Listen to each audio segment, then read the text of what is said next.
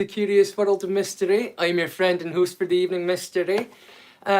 Usually with these things, it's a live watch along tonight, but very often I'll start and end things out by playing the ukulele. So let's get going, will we?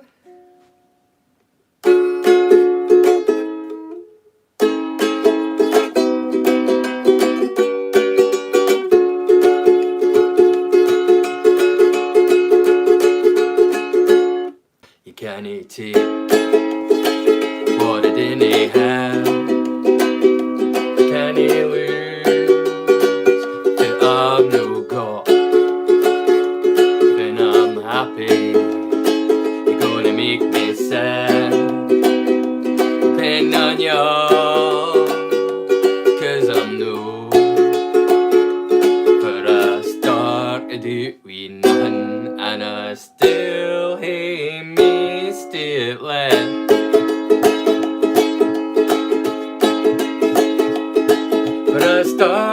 But I started out with nothing, hey, and still got me still left. I missed a bit left. I missed a bit left. I missed a bit left.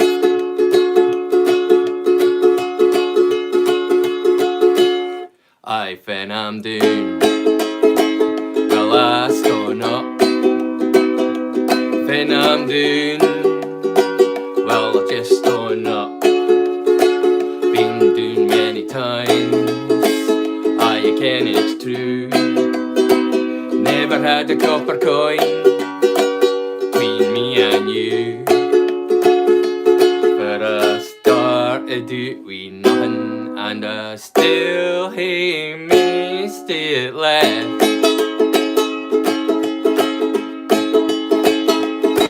I started out with nothing, hey, and I still got me still left. I missed a bit left. I missed a bit left. I missed a bit left. I missed a bit left. If it all fell apart today, I could just walk away, head on down the streets. I'm not worried where I'm gonna sleep. If it all fell apart today, I could just walk away, head on down the streets. I could always find some food to eat. 'Cause I started out with nothing, and I still hate me still left. But I started out with nothing, hey, how's it going? And I still got me still left. I missed a bit left. I missed a bit left. I missed a bit left. If it all fell apart today, I could just walk away, head on down the streets. I'm not worried where I'm gonna sleep. If it all fell apart today, I could just walk away, head on down the streets. I could always find some food to eat. For I started out with nothing, and I still hate me still left. Hope you enjoy it. Hey Pickle, hey, how's it going, titular? So happy to see you, CJ. Hope you're doing well. Oh, have we got a newcomer? Kozi Taku. Oh, hello, Kozi Taku. Hello. What is it? Cool lights. Oh yeah, thanks. Thought it'd be more interesting for people to look at now that I'm streaming stuff. So hope you enjoy. But I'll do another song. I'll do the last one that I did for my channel, which is it ended up being a bit of a favourite of mine. Flew in from Miami Beach, BOSC. Didn't get to bed last night. On the way the paperback was on my knee. Man, I had a dreadful flight. I'm backing you this up. You don't know lucky you are, boy. Back in US, back in US, back in USSR. Back in the USSR. Been away so long I hardly knew the place. Gee, it's good to be back home. Leave it till tomorrow to unpack my case. Honey, disconnect the phone. I'm back in USSR. You don't know how lucky you are, boy. Back in US, back in US, back in USSR. Well, the Ukraine girls really knock me out. They leave the West behind. Well, the Moscow girls make me scream and shout. The Georgia's always on my mind. Well, take me to the Soviet fountains way down south. Show me to your daddy's farm. Let me hear your belly like it's ringing out. Come and keep your comrade warm. I'm back in USSR. You don't know how lucky you are, boy. Back in US, back in US, back in USSR. Back in the USSR. Back in US, back in US, back in USSR. Hope you enjoyed. Will we do one more before we start the watch along for the evening? Right.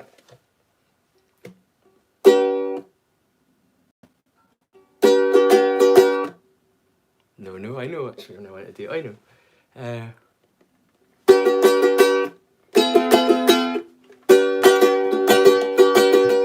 Down Louisiana, back in New Orleans, way up in the wood among the evergreens, there was a log cabin made of earth and wood.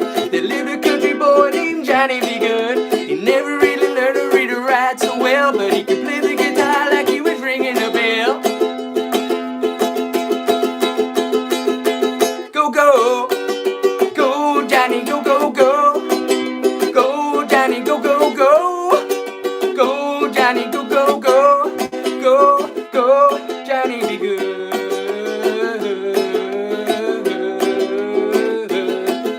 His mom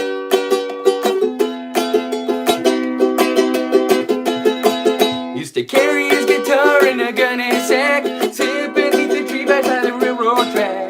The engineers would see him sitting in the shade, strumming with the rhythm that the engines made. People passing by, they would stop and say, "Oh, my little country boy can play." Go, go, go, Johnny, go, go, go. Go, Johnny, go, go, go. Go, Johnny, go, go, go. Go, go, Johnny be good. Johnny be good.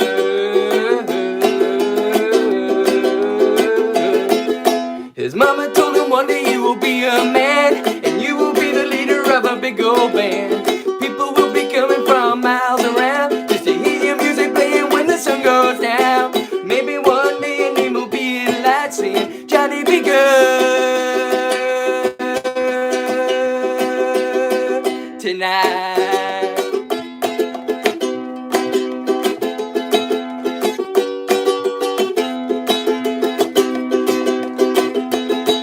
Go, go, go, Johnny, go, go, go. Go, Johnny, go, go, go. Go, Johnny, go, go, go. Go, go, go, go, go, go, go, go, go, go, go, go, go, Johnny be good. Right, well, hope you enjoyed, and for everyone else, I'm gonna just catch up with my friends here, because I've noticed CJ writing and Pickle Boy's here, so gonna see what's been happening. Oh, I love this song. Oh, do you? I'm glad you like that song. You're singing along, awesome.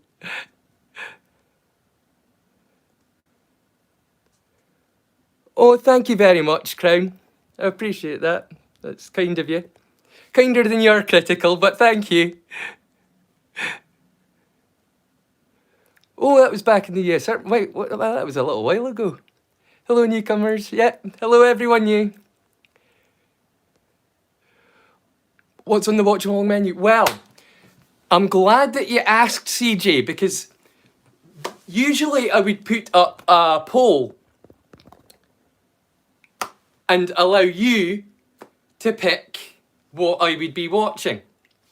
But this Friday, there has been something sitting in my playlist now for quite a while, and the playlist has had no views, and it absolutely breaks my heart because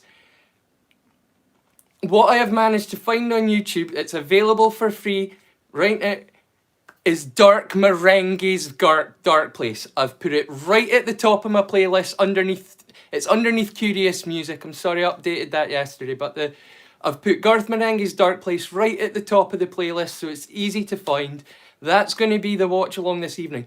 The reason that I have specifically selected this is because this show represents some of the best UK talent before it was famous.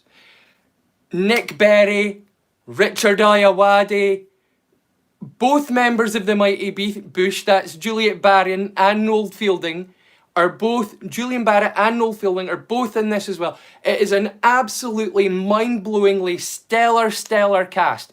This show, ironically, for a show that was supposed to be about being a show ahead of its time, is that meta enough for you? It was actually a show that was ahead of its time. And it was so meta and it was so out there. And I just don't think people were quite ready for it yet. This is pre-Mighty, like I say, this is even pre-Mighty Bush. It was the kind of weird oddball humour that I don't feel like a lot of them knew what they were watching and the greatness that was right there in front of them. And because of that, other shows have become massively well known and massively famous. And Dark Meringuhi's Dark Place just still lies in this strange area of obscurity that it does not belong in. This show should be so well known. Richard Ayoade, nowadays, he's doing things like Crapopolis for Dan Harlem. You know what I mean? The guy that did Rick and Morty, you know what I mean? It's Dan Harlan. It's just Richard Ayoade's working for him now. Matt Berry also does stuff for him, but Matt Berry you'll probably better know these days from What We Do in the Shadows. You know what I mean? These actors have gone on to like have amazing, stellar careers, and they are so young in this. Like for years and years, I referred to Richard Ayoade as Dean Lerner. Before I you know what I mean, long before the days where we realised he would become the household name in the UK and the up-and-comer in the US that he is now. The name Richard Ayoade was Dean Lerner to me for many years, because that was just how I thought of him. And he was so great in the role of Dean Lerner. It was hard for me to imagine him in other roles. And then obviously he did Moz in the IT Crowd, but seriously, I could rant on and on and on and on about this programme ad nauseum. But instead, let's watch it. Because it's now in my playlist. I'm going to press, and it's right at the top. 5, 4, 3, 2, 1. Here we go.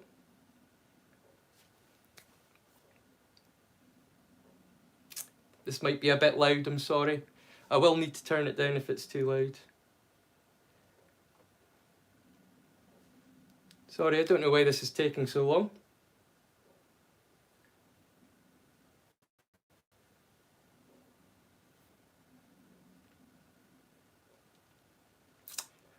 I had it all set up to play. I was just had to press play, but for some reason it isn't playing. Oh. Perhaps I'm double tapping or something. I think that's it. Sorry.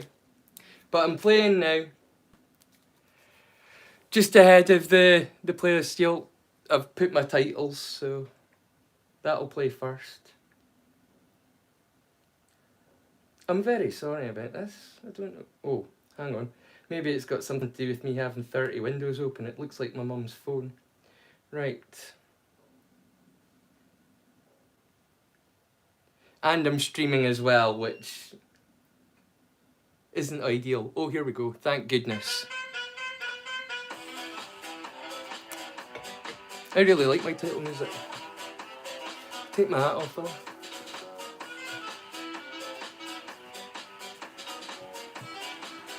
I'm gonna have to start like setting up the camera so that I can dance or something, because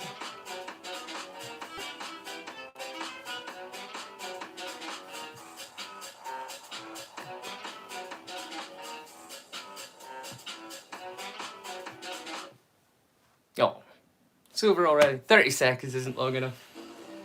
Something was pouring from his mouth. He examined his sleeve.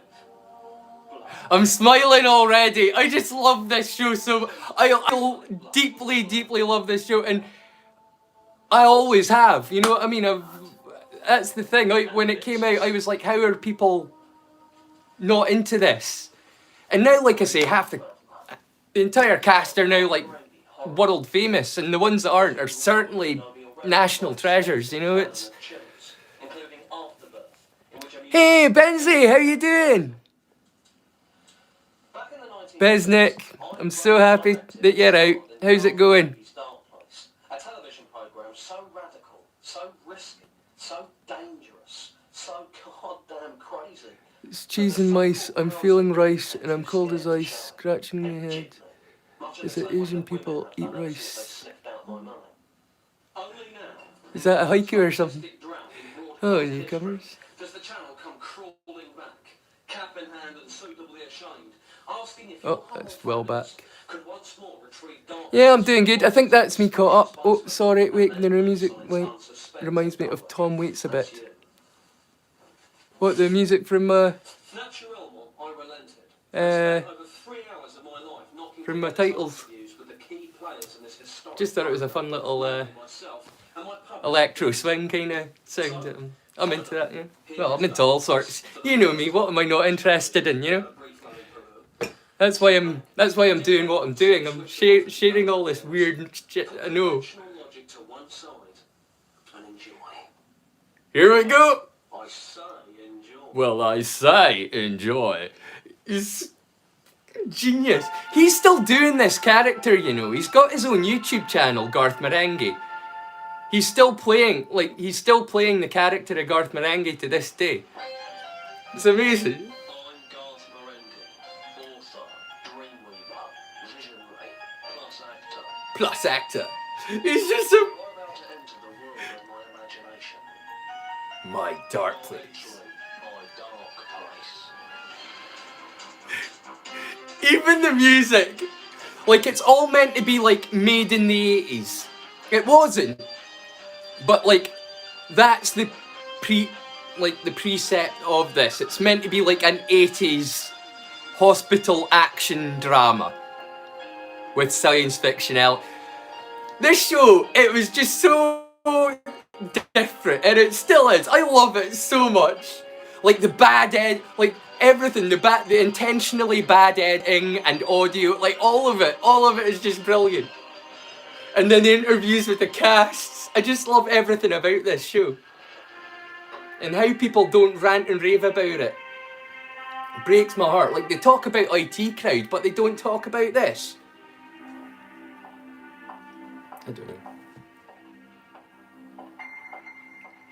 I mean, nothing against IT Crowd. It was good, but it was very by the numbers British comedy. Like, it was like almost a throwback to like the Rising Damp days and stuff. You know what I mean? It was very... It was good, but it wasn't like trying to be super edgy or push any boundaries in ways that... Well, I don't know, Rising Damp did. But this was different. And I had every semester and I got an A. Our last doctor only just recently died in horrific circumstances. Can you start immediately? Sure. Do I have time to go to the toilet? Not really. I've already paged What do you Dr. think of Sanchez, this? who should be here any minute now. I'm Dr. Look at cool Sanchez. lights. Yes, I heard that's not That's what I'm Not at all. There's plenty of scale on the wall. This is the 20th century You know what after all. I'm Although some don't like to admit it. Welcome to Dark Place, Liz. Like the skull? That's a light.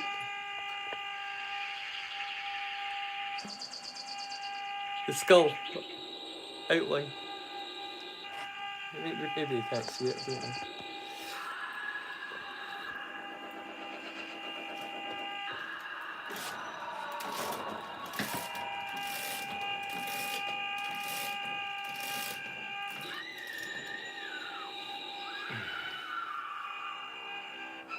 Yeah, the title music. Yeah, it's like I've got like a projector thing. I can project it anywhere. I'll do it in the ceiling later and I'll show you. In fact, I'll do it now. I'm watching Dark Place, but... I'm one of the few people you'll meet who've written more books than they've read. I felt I'd taken the novel as far as it could go.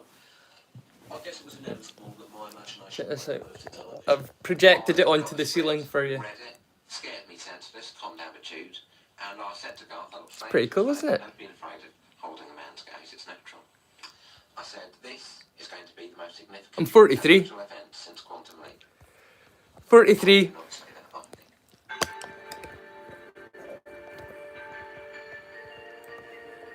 My name is Dr. Rick Douglas, MD. Yeah, it's not bad, is it? Called too early to grab a shower, so I had to make do with a quick rinse around the key areas. Doing okay, I think. Missy had taken a Uh, nosedive in reception. I feel older than I look, maybe. I think is the thing, you know? But first, I had to visit a... You know, like Bilbo Baggins. I feel like butter spread over too much bread. I feel thin. Is my daddy going to be alright? Your daddy is very sick, chap. Is he going to die? We Yeah, can't all I like that. It's cool. But not Jesus Christ. I come to accept that now. I've got to get this. Son of a... I like it. You like my comics? Look, this is... See this? Go. They work you too hard here. Avengers 1978. You're a good kid. And you're a great doctor. Hulk 1979. I'm a proper nerd. Like, I've had them Dean's not an actor. I warned since I was I said, I'm not an actor. tooty toot. I'm a big old nerd. So I'll always remember this, that he didn't want an act. He Yeah, wanted you like the skull? You want some more of the skull? There you go. Here is Dean Lerner playing Thornton Reed. Projected on my ceiling. I could just projected it onto the thingy behind me, but then you would have lost out on this stuff, and people seem to like that too. And if he croaks, my house is grass. That was Thornton This Reed, this my one boss. Known is. as a bullbuster. I think this was 97, To answer to Wonton. She's here on Express. 94 maybe, 97. I can't remember. Somewhere between that. So far, I've given this some looks mess scenes through But but she's I got that as an original as well, and That's Dr. Lucian Sanchez, obviously my hotshot surgeon. James O'Barr's Crow. We sometimes have punch-ups. Is that why you called me in? As far as I can tell, sometimes you've You may have noticed that I've got have more things to say. Johnny the Homicidal Maniac in my playlist. She's saying A little homage to Johann Vasquez, and I've got all of his comics, like physical copies of his comics as well up in that wall. hole in the head. Big old nerd. That sounds bang up your alley, Yeah. Jack. Aren't you an expert in the arcane and black arts? That was a long time ago, Sanch. Got my fingers burned. Well, you can count me in. Oh, I had a bit of a Transformers renaissance quite recently after Jason David Scott died. Sorry, you know him. Jason David Frank. Sounds routine. I was very saddened to hear about his passing, and I watched a couple of episodes of Power Rangers in memoriam to him, and it ended up starting to be a bit of a renaissance. And I watched Any other wins for that matter? He's a wild card. Power Rangers, is it Once and Always, is it called? You know the thing that I'm talking about. I actually really enjoyed that. That took me right back to my youth. So I've, like I say, had a little bit of a Power Rangers renaissance of late. I've always loved Transformers, if I'm being honest. I mean, I was into them when I was little, and I don't remember a point where I've ever thought that they weren't cool, you know what I mean? Come on, let's move it, people. Johann Vasquez. Oh yeah, I love him. I've got like the I Feel Sick and Squee, and of course Johnny the Homicidal Maniac, the original. I read that when I was 17, and it has had like a lifelong Derek, No, you're not. you're right, I'm not. a lifelong effect on me, that comic. I just love it so much. I mean, everything about it just nailed the way that I viewed the world. You know what I mean? At that time in my life, I like it was a bit of a dark time for me, you know, and I just really kind of understood where he was coming from, Johan Vasquez. You're the Scottish Ranger. We have Scottish Rangers, that's a thing, but it's not the same, quite the same. Sanchez, my buddy, jaundiced. I think I would rather be a Power Ranger if I had a choice. Lops. So let me get this straight. When you crushed my hand, you had a vision. Super Sentai, yeah, the one that Power Rangers is based on. Well, stole, basically completely stole, yeah. Like, anytime where you're seeing Power Rangers, people, that wasn't filmed by the Power, or the good, there's like a 95% probability or something crazy. It was never filmed for Power Rangers, it was for a show from Japan called Super Sentai, for anybody that doesn't know, and it's like, I don't know what you're talking about. yeah, Power Rangers really ripped them off. And like 25 years later as well, you know what I mean? Like they had been doing this since the 70s in Japan. This whole like giant monster battles and like, striking crazy. They'd been doing that for a long, long time. And then they transported it over to the West in the 90s and we ate it up. But they had no clue that this had been going on. You know what I mean? The kids, obviously.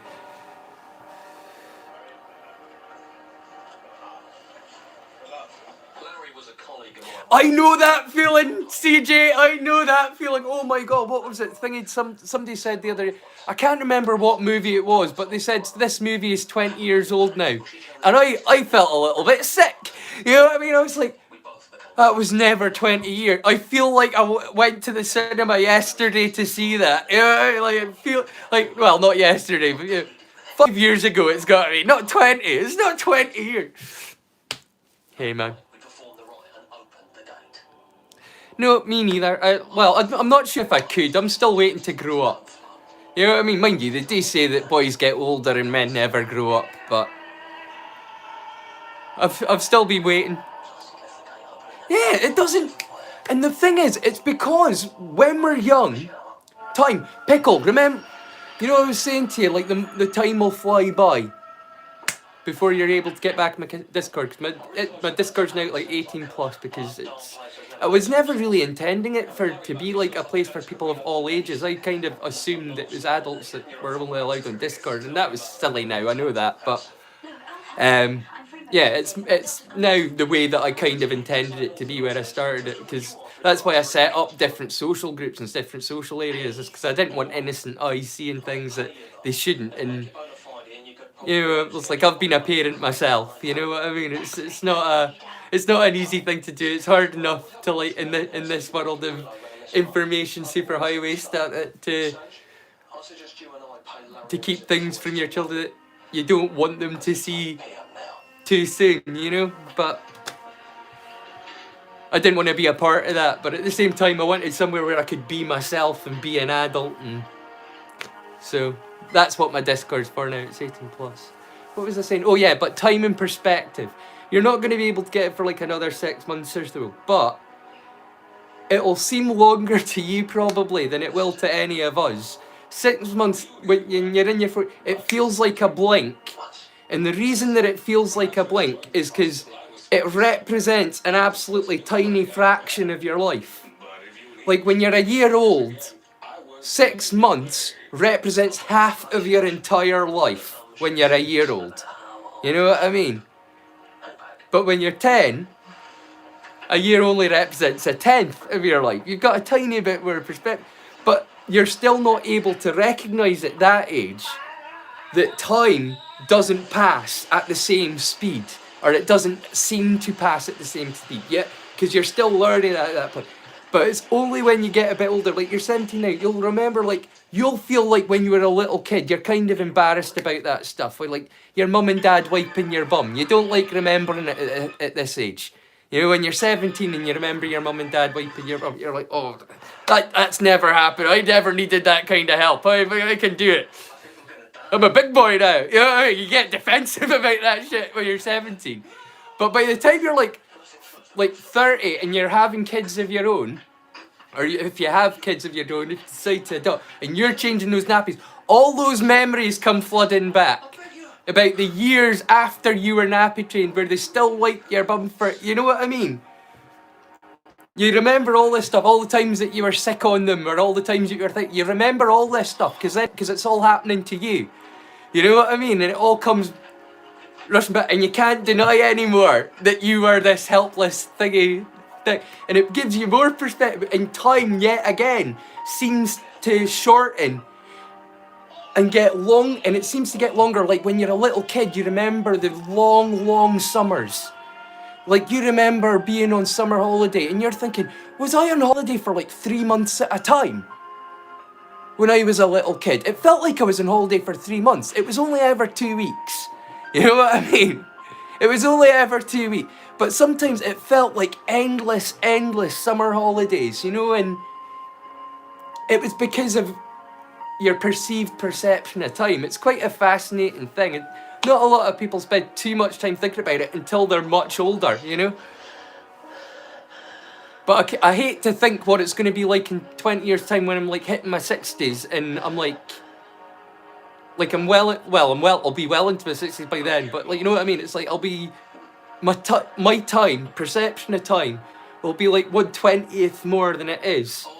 So basically, right now, it feels like I go to sleep and 3 months later, it's Christmas again. Just now. That's what it feels like. It's like, it feels like Christmas is coming every 3 months these days. It's like when I just finished buying presents and putting up the decorations and I'm putting them out again. It feels like, at this point, it's like 3 months. So when I'm in my 60s, it's going to feel like like 6 weeks. You know what I mean? Like, it's going to feel like it's even less time between... Oh, it's a head fuck, man. It really is. In bringing us this gift.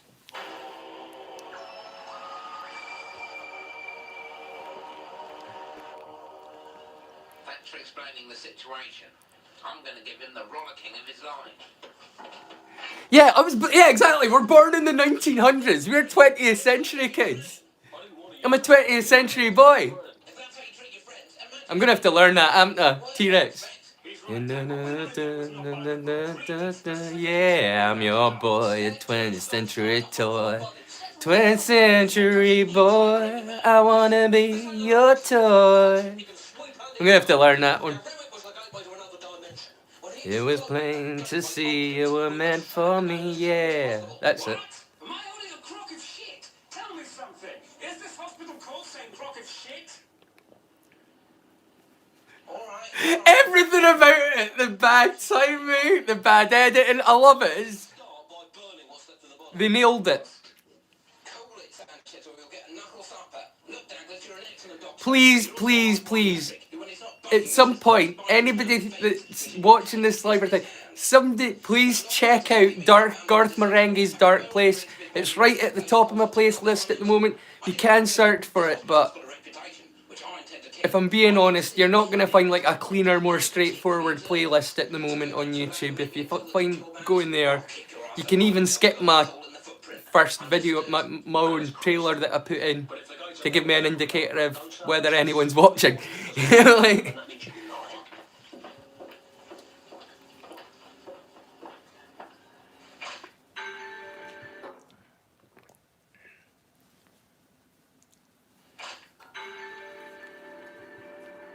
I just want to know that other people out there are getting to know about this amazing genius show that was so far ahead of its time, and is ironically a show that is supposed to be ahead of its time. You'll get what I mean. Like I say, it's all set in the 80s. Like, it's supposed to have been made in the 80s. And it's like a found footage, and the people are... It's easier to watch than it is to explain. But it's quite a ride. It's a lot of fun, this show. It's so much fun. Seems like a regular burial, Rick. Do you really buy this model to hell deal? I missed the whole bit where he got to smash his best friend's head in with a shovel after he had exploded. It was just the head. And he's like, please kill me, it really hurts. And it's like, oh my god, it's so brilliant. It's genius. This show is genius. Yeah, I've got some like amazing stuff in my playlist. Oh, the bit where he shoots her. This bit coming up where he shoots the mum to get to the son, who has come back from the dead after he killed him the first time. He's killing him again, and the mum's like, no, and jumps in the way, and he's like, get out the way, and she's like, no, and he goes, just totally shoots the mum, and then continues to blow holes in like the sun.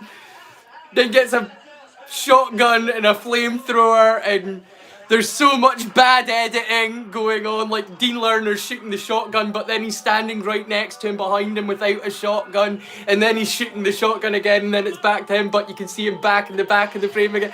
Like, it's just so amazing, this show. They knew what they were doing. It's so funny.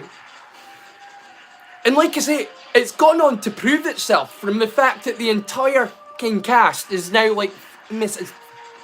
Every single one of them. Richard Ayoade, Nick Berry, Julian Barrett, Noel Fielding, every single one of them has made it huge. Ironically, apart from Garth Marenghi, who still plays the character. The guy that thinking I think his real name is Richard something in real life. But the guy that plays him, he still does Garth Marenghi to this day, and he's hilarious. He's a really funny guy. And it kind of makes me sad that all the rest of his peers that were like his seconds on this show have gone on to be massively successful. Like a couple of them, like I say, Nick Berry and Richard Ayoade, they're making it in the States nowadays. You know what I mean? They've gone big time. They've gone native over there. About burning Renwick. I'm just going to go over there and tell him that.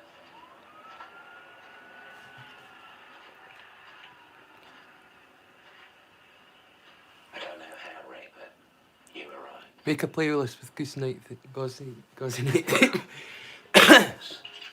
You make a playlist with it. You know far more about it than I do, man. Tell her I'm sorry. You did what you had to do. I've actually got so much stuff now like that I'm trying to like find ways to fit into stuff before the end of May, To get away. which is like the end of the first year of the channel, and then I'll be taking it from there, considering whether I'll be continuing to make a channel. But I've got so much stuff that I desperately want to fit in, and we've got Christmas coming in before that, and I want to dedicate at least a couple of weeks to Christmas. I dedicated an entire month to Halloween. Doors to the beyond. Doors that were hard to shut because they were And I suppose in many ways I kind of feel like portals, really. From this day on, I'd have to fight these forces of darkness. it's always been, obviously Deal with the burden of everyone's the same, it's Christmas or Halloween, but I love them both so much, but for completely different reasons. And Christmas has been a hard time for me the last few years, and despite my love of the season, and that I always try to make it inspire the best in myself and to see the best in the world, it has been a hard time. I do not believe that any form of life, be it human, animal, And should be hurt in the making of a yeah, television. I usually spend the entire day thinking about my daughter. You know what I mean? It's just what you do. But Dropped safe on it. it's The right stood on its head. All I do is sit down at the typewriter. yeah, it's a hard. And start hitting the keys. It's a tough time of year, Christmas sometimes. So I don't like to dwell on it too much, because I know how hard it can be, not just for myself but for other people as well. And like I say, I love Christmas, love Christmas. Like Those details in a sec.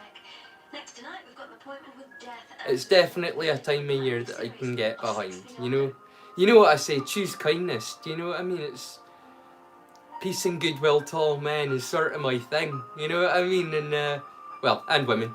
You know, it's an old-fashioned expression, but you know exactly what I mean. Mankind. Maggie's Dark Place is a Garth Meringuhi production in association with Dean Lerner. I'm Garth Meringuhi, horror writer, although I prefer the term dream weaver. Yeah. Well, it is. It's just one of those things. But My life is yours. Garth is the most significant artist Garth Marenghi's Dark Place though. We're just about to start episode 2. It's another classic, this one. Wait until you get to Scotch Mist. I did actually highlight this show once before. I suggested it in an earlier episode, but not so many people were watching then, and I've decided to reformat the channel as well during my break. Maggots. All over the floor of the post office in Leytonstone. Greetings, friend. I hope you're sitting uncomfortably, be it on your sofa, armchair, or beanbag, if that's how you choose to live your life. I'm Garth Meringuhi, horror writer. And I love you guys too, eh? I think you all already know that you're all my friends. Like, I consider you actual friends, you know what I mean? You know, it's... I'm really... I have been very isolated out here the last 8 years out in the northeast, the wee rural area of northeast Scotland that I live in, and... This show could have changed the world. It was kind of intentional. I cut myself off from people, but since I've put myself back out there and I met all of you, it has made such a difference to me. I can't even tell you. And like I say, I consider you all actual friends. You know what I mean? It's not like a subscriber kind of thing. You know that. You know it's not like you're my subscribers. That was never the case. You're my friends, you know, so thank you. And my publisher, Dean Lane, a man who was there during its creation and didn't die or offend me. Take this gift, sit back and enjoy what still points the way forward for humanity. Oh, is that the Loyalty, Takeo Yamashita? and Yeah, you were saying extrasensory he accepted died. psychokinetic powers. You were saying that last feed. You're welcome. Sorry, but I'm sorry to hear that, man. Like I say, Tom Lear really hit me in the same way that he's hitting you. You know what I mean? I can completely relate, because for me, I lost Tom Lear earlier this year, who did things like poisoning pigeons in the park and the Masochism Tango and We'll All Go Together When We Go, and he was just such an amazing man. Like, he was biting satire, so sarcastic, and he was doing this in the 50s. You know what I mean? He had been doing this since the 50s, Tom Lear. So, like, I know exactly how you feel about Yamataka. I'm gonna have to learn his name, for you. I'm gonna have to learn how to say that properly for you. Because usually I read these names, but I don't take them in because I'm dyslexic. Names are just something that my eye kind of scans over, but it's a jumble of letters anyway. So names, like, because it's not a word that I know it's meant to be a word, or I know which word it's meant to be, because there's no context clue with a name. You know what I mean? When you're dyslexic, you work out a lot of stuff by context. That's one of the reasons why I have such a good vocabulary, despite English not really technically being my first. I speak Doric, can't fit light. I didn't speak English when I'm walking down the street and talking to the old wifey up the road or the old manny down there, you know? You just didn't do it up here. You speak Doric. Here, I'll introduce you. Can't fit light. No, you didn't, Ken. Yeah. Because this is near your tongue. Yeah? You can. No, you didn't get. This is it. That's why I need to learn different dialects and different languages so that I'm able to communicate with you. You know?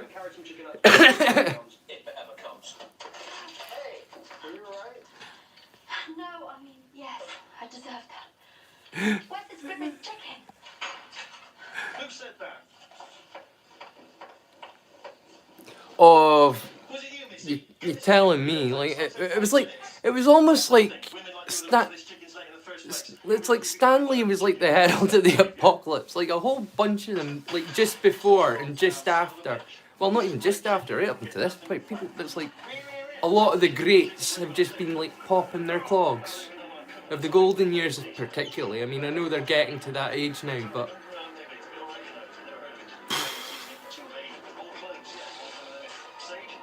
It's been a shitty year. We lost Ozzy. We lost Tom Lear as well as Ozzy this year. Dude, it's just been like, why are all of our the heroes of our youth, like my particular generation pickle, like our heroes of our generation are all dying right now? It's just reached that point. It's like a weird thing. I was looking at Tom Docherty the other day, not thinking Docherty, you know who I'm talking about, Baby Shambles. Pete Docherty. Now, I remember when he was a bright young man. I mean, a total smackhead, like he was always a degen fuck up, you know, but like Pete Docherty, he was like a young up and comer. And I saw a picture of him lately and he looks older than I do. Hey, I kid you not, he looks older than I do now, Pete Docherty. And I'm like, these young ones are getting old. Our heroes are dying. You know what I mean? It's like, what are you gonna do? This damned evil place was getting crazier by the day. Yeah, I will. I'm actually going to talk about the history of Scotland and Japan, because that is something that I do know a bit about and I am interested in, like the modernisation of Japan and everything.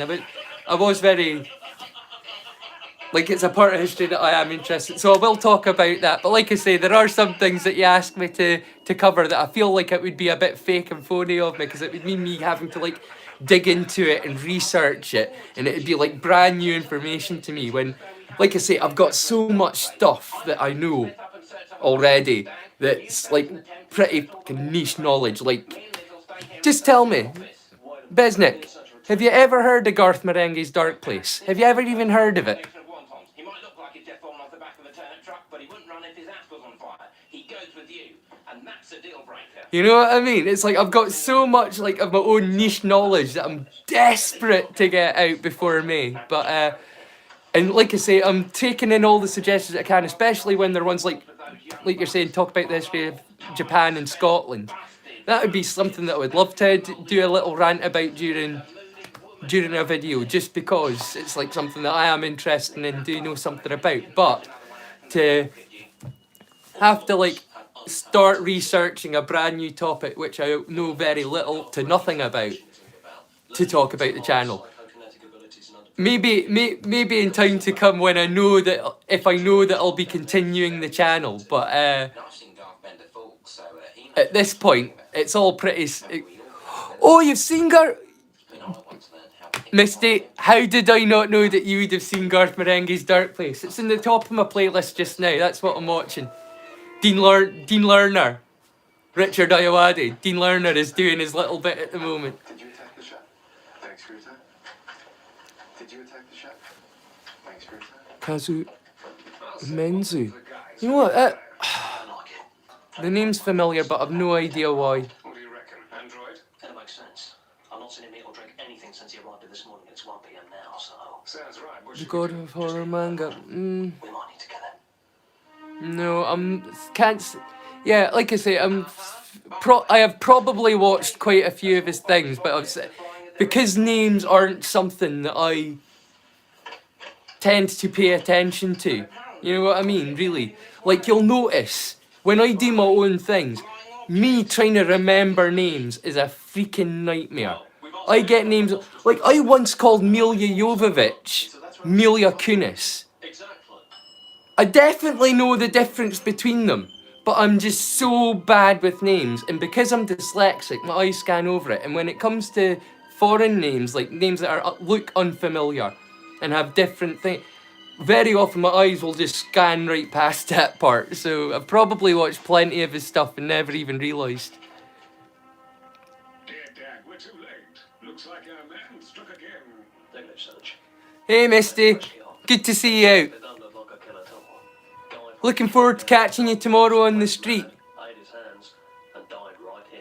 Come on. There's nothing we can Oh. do now. Besnick, you're really into cartoons and Transformers. We watch that every Saturday over on Nostalgia Street. What are you doing on Saturdays and Sundays?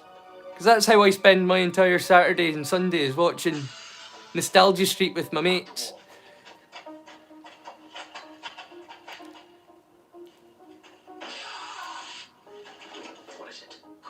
Is it strange for you, now that you get to actually see and hear me and know my mannerisms and what I'm like, when I'm talking into my microphone and I'm like, fucking Mike, making fun of my fucking accent, I'm saying it Disney, because that's how I say it, because when I'm not thinking, I'm like, oh, it Disney matter.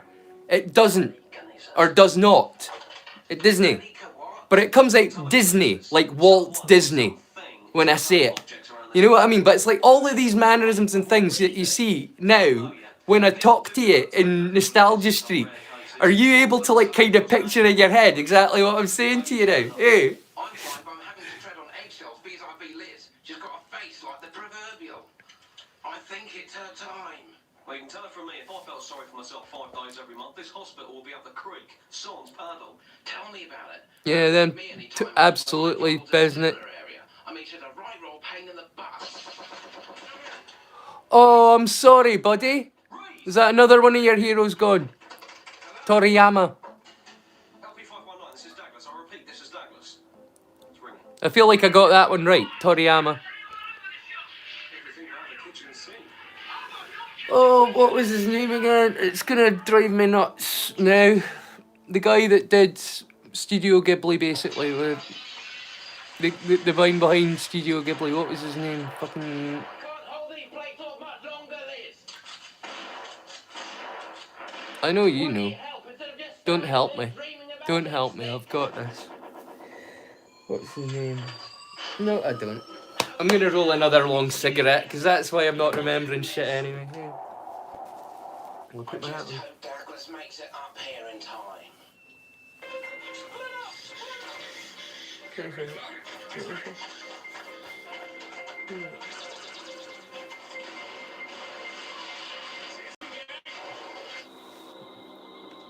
I better quit smoking, dude.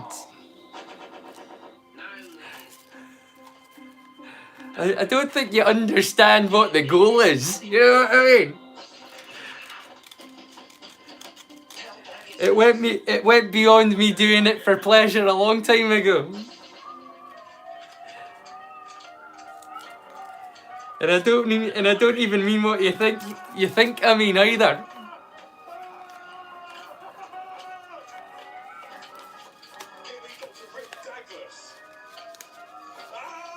Sometimes you're just delaying the inevitable, you know what I'm saying? Brother.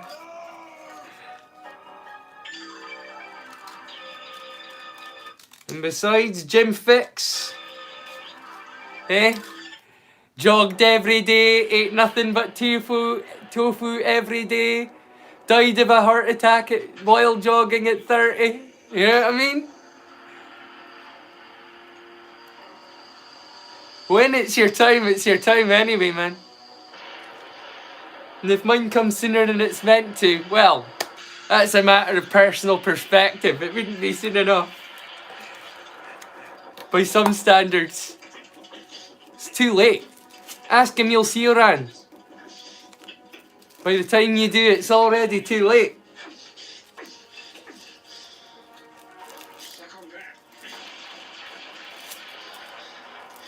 You remember that, Jimmy Fix there? Yeah. You remember him? Bill Hicks did a whole bit in his act about him. Him and Yul Brynner, remember? I loved that. So much. He was a fucking angry prophet, wasn't he? I love Bill Hicks to this day. To this day, I love Bill Hicks. He was truly a genius. An absolute so much of his material feels fresh. Like the stuff that he is talking about, it could be the stuff that he's talking about today. Like so much of it. Like, and you know how history repeats itself anyway? Like the things that he talks about, in cycles, they become hot topics again. And it's like in cycles, the same sort of issues, and like the same time that the politicians go to war, it's always the same issues and the same lies and the same bullshit. And he cuts through all of it. Like when he's talking about the Bush war and the elite Republican Guard, he's talking about Bush Senior. He's not talking about Bush Jr. with the weapons of mass destruction. He's talking about Senior, that was doing exactly the same shit. It's just you and me now, kiddo. Is it not like... No? Like, you know what I mean? The guy was like a prophet, Bill Hicks. That was Jim. And he was so outspoken, and when I was in my 30s, I had some real Bill Hicks energy once upon a time. I've lost it all now. Like I say, I'm building myself back up from nothing these days. But yeah, man, he was a big role model for me once upon a time. Love Bill Hicks. Yeah, cynical. That's me too. Too late. Oh no. Not in the way that you think. It's too soon. It's far too soon for me to quit at this point. I don't think you understand what I'm saying, Besnick. I don't want to get like banned from YouTube or anything. Because the way that I think, it's called nihilistic thinking. It's what keeps you from being 6 foot under. But it's never going to bring you complete joy. You'll never be completely happy thinking the way that I think. But it does stop you from ever going 6 foot under. Up to 8 minutes under. But there's nothing to say that I've got an issue with things being sped along. And we tried to keep the slow motion away from the dialogue as much as possible. That was literally why I started smoking when I was 16. When I started my smoke, it wasn't because I wanted to look cool. It wasn't because I was trying to impress anybody. It was because I heard it was damaging for your health. Quick succession. I had to help Reed, trapped in his office by a... Yeah, whatever you do, don't say it. That's the rules of society these days. Doesn't it make you sad? I preferred it when people could be honestly blunt. You know what I mean? At least you knew where you stood with people. You might not always like what they said, but at least you knew where you stood with them. Whatever happened to that?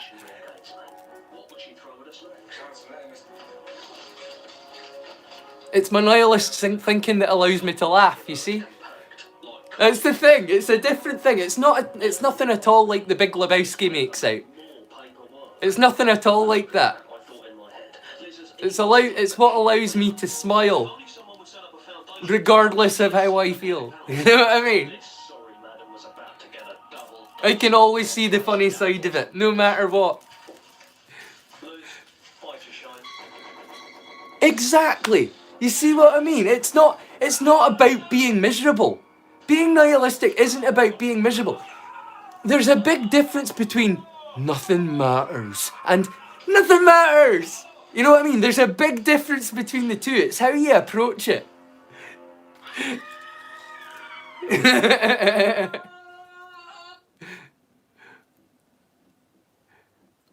Why so serious?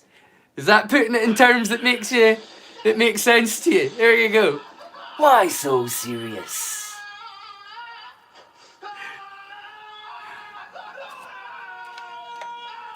I've got so many VHS and DVDs. It's like, I almost look forward to the times when my internet goes down, because I just crack out my VHS player. Hey.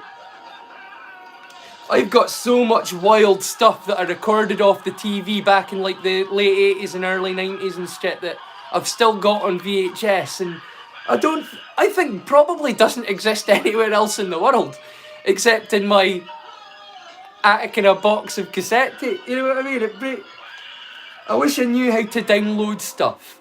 All I can do at the moment is like create links in my playlist to like people that have uploaded stuff and send you to their channels. You know what I mean? Like when I put in my playlist, I'm not getting any views. That's links that are taking you to their channels and they're getting the view on their channel for it. It's not about that kind of success for me. I just want to show you this stuff. You know what I mean? But when it comes to like the video content I put out, it doesn't really... It's almost inconsequential to me what happens to me, because like I say, I'm a nihilist, you know what I mean? I'm not expecting anything. Well, except for bad stuff, you know what I mean? I'm fully expecting the bad stuff all the time. That's a sign. I'm gonna miss your balls. Because that's what's normal, and that's how it should be. I can't hear you. It's thinking that things should be nice and lovely and fair. That's what fucks you up. Hey. Under the circumstances, it's the least you can. See, that's titular, hun. You know what I'm saying? We're Gen X, you know what I mean?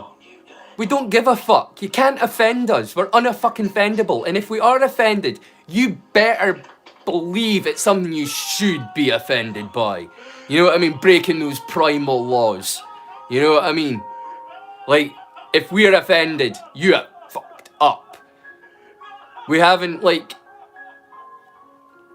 you know, tread on your toes accidentally or said something without thinking it made you cry. That's not what has offended us. If you've offended a Gen Xer,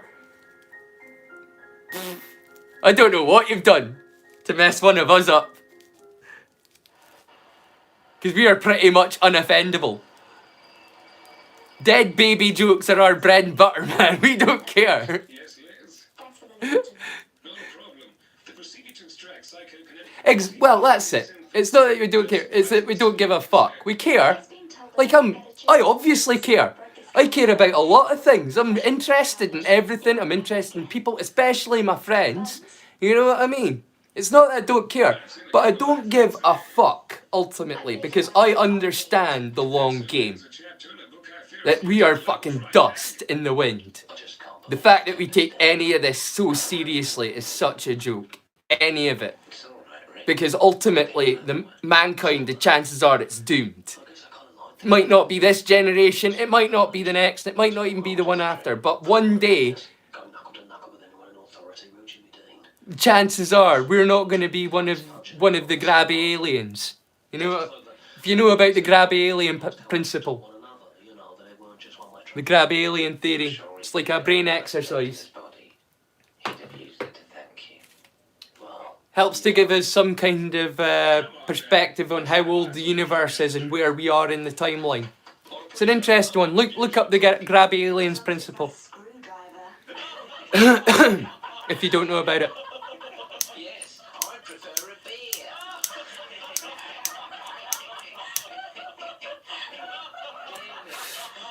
I care because the only meaning in life is the meaning that you ascribe to yourself.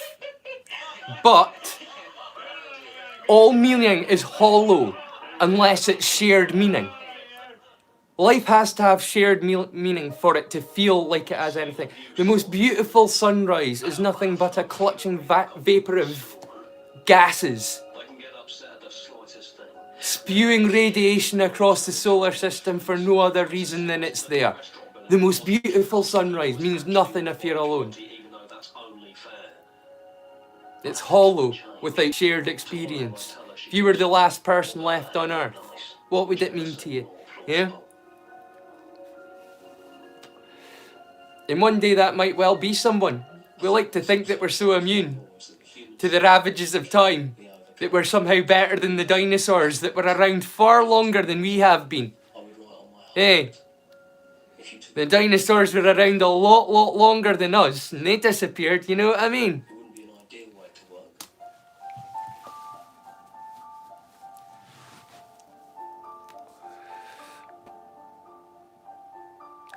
I've loved manga since I was a kid. I've actually loved manga before I even understood what manga was, like, or what, like, Japanese animation was.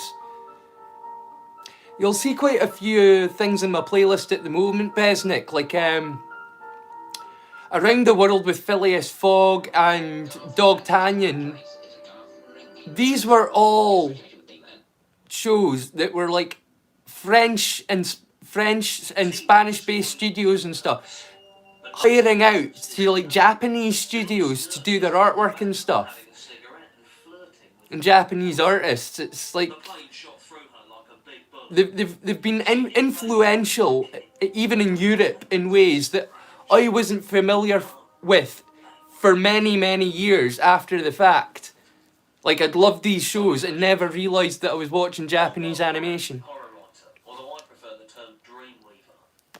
I won't forget the history of Scotland and Japan, but like I say, I know a little bit about it already. Like I say, the modernisation process of Japan and how it was like Scottish engineers going it. Like I say, I am a total nerd, but like I say, your knowledge in those areas is definitely far greater than my own. I would happily defer to you on those matters. I was told when I was 16 that my balls didn't work. Because Besnick's got his own channel as well. For any of you that don't know, he's got a channel too. He often puts up things in his posts. It was a bit like you, CJ, before you started doing shorts. Well, I know you've got a few shorts as well, but like just recently, CJ started doing shorts as well. I love the shorts. Whenever I drop it, I just watch them all in order anyway. You know, seeing as I'm there. Thankfully, when I impregnated my wife Pam, she dutifully gave birth to twins. A huge relief. You But don't for like them. years, I couldn't shake off the fear that one of them might eat the other. Luckily, they didn't, which I put down to good parenting. I love that. He had twins, and he was like relieved that they didn't eat each other, but he purely puts it down to good parenting that the twins didn't eat each other. Because that's just what twins do, yeah? So here is my poem, The Put Upon. Lovingly restored with interviews from myself, my publisher, Dean Lerner, and the actor, Todd Rivers. That way, Oh, you don't need to thank me for that. Thank you. CJ, like I say, the fact that you share your talent with us is such a gift. Thank you. Even the Channel 4 logo. I get so excited. That was the 80s logo that I grew up with. Like, when I think of Channel 4, that's the logo I see in my head. And when I see that, but that was retro even when they were doing this. You know what I mean? Even when they were doing this, that was retro. And this is like 20 years old now.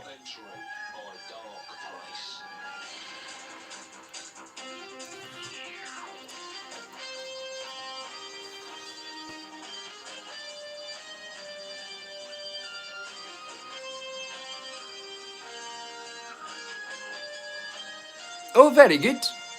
Hard at work, Siege.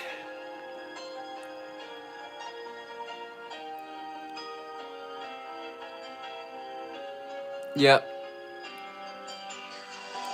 Absolutely. It's, like I say,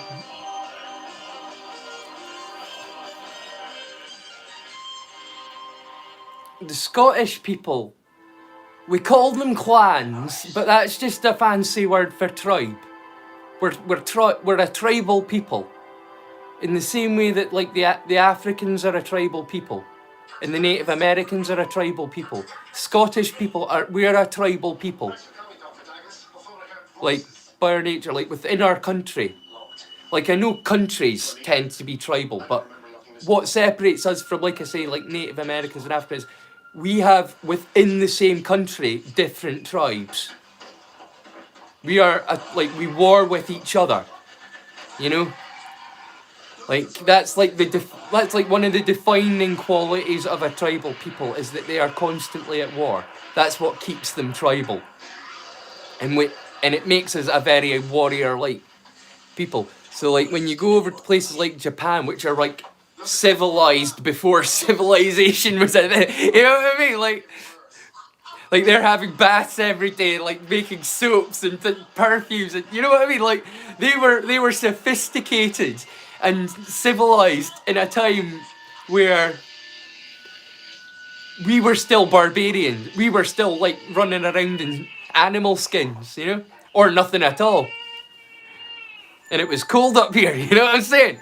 It's freezing at the moment, snowing outside just now. Carl was not happy.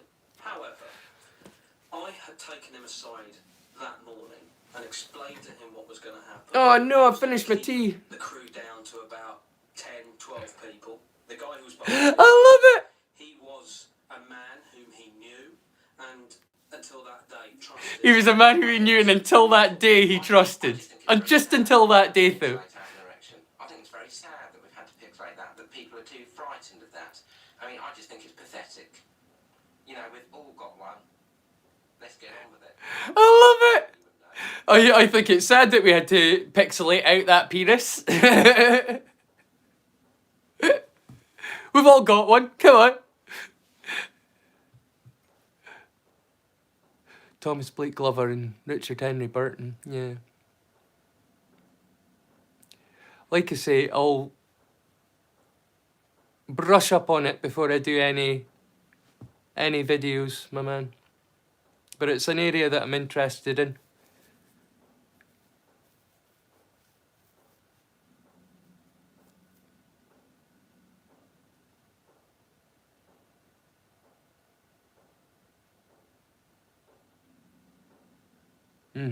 Yeah. I'm not going to forget, Bez, buddy, I promise. I won't forget. I'll get on it before May is over. It'll be done. I'll tell you that much. Because I'm a man of my word. I've got nothing else.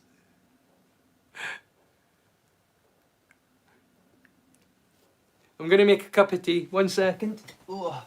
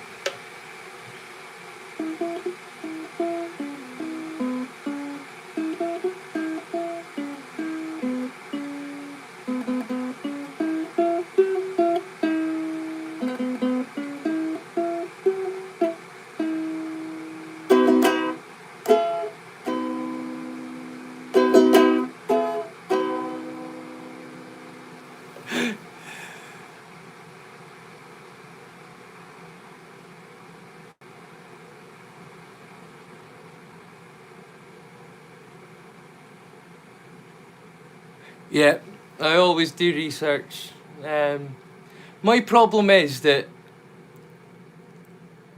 I know these things, but the problem is when I come to record them, I get so nervous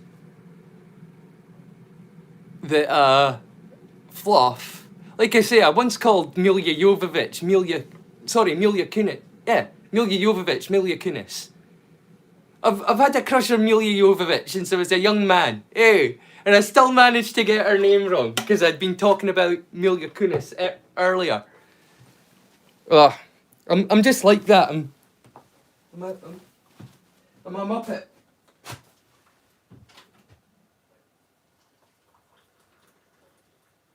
Proper daft.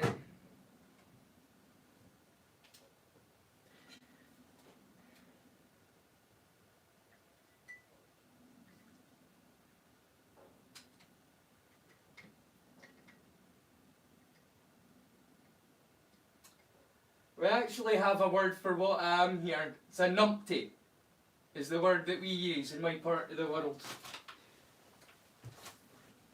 People seem to like that one. I think we might actually get that one a bit more. That might be a word that the world might actually one day end up learning because it's so much fun. Numpty. Oh, you numpty.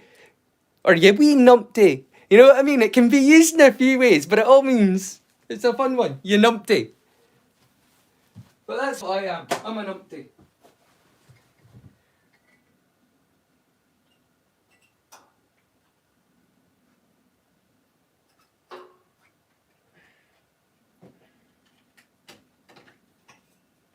One of the ones that just can't get it together. For whatever reason.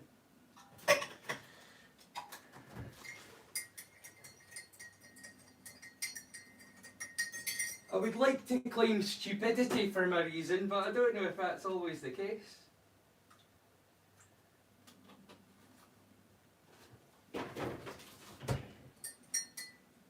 But being able to claim ignorance is always good.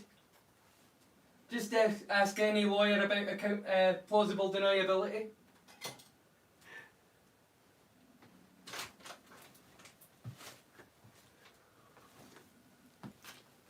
Oh wow, needed that cup of tea more than I thought. So thirsty. Oh, I'm gonna try not to smash the wire. My phone's plugged in because I don't like the thought of my phone dying while on a live stream. So I keep it plugged in. Cheers. Do you like my new mug? Hellfire Club, Stranger Things. That's the name of their D&D group in Stranger Things. Tell you what, when I finish the tea, I'll be able to show you the bottom of the cup. And it says Stranger Things. It's probably a better way to... For those of you unfamiliar with the show.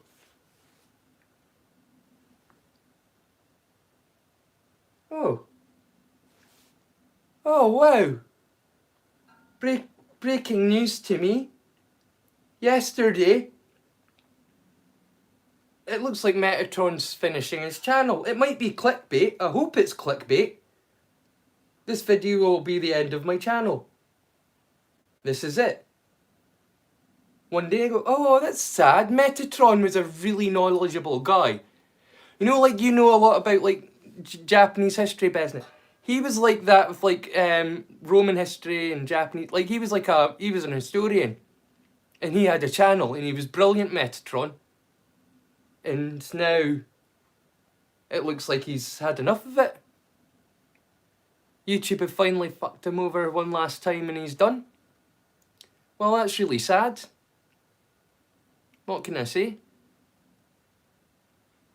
Another one bites the dust. This is a sad time for YouTube. I hope they know that they're shooting themselves in the foot at some point and that they step it up. I'm going to spend a lot more time in my channel promoting other creators.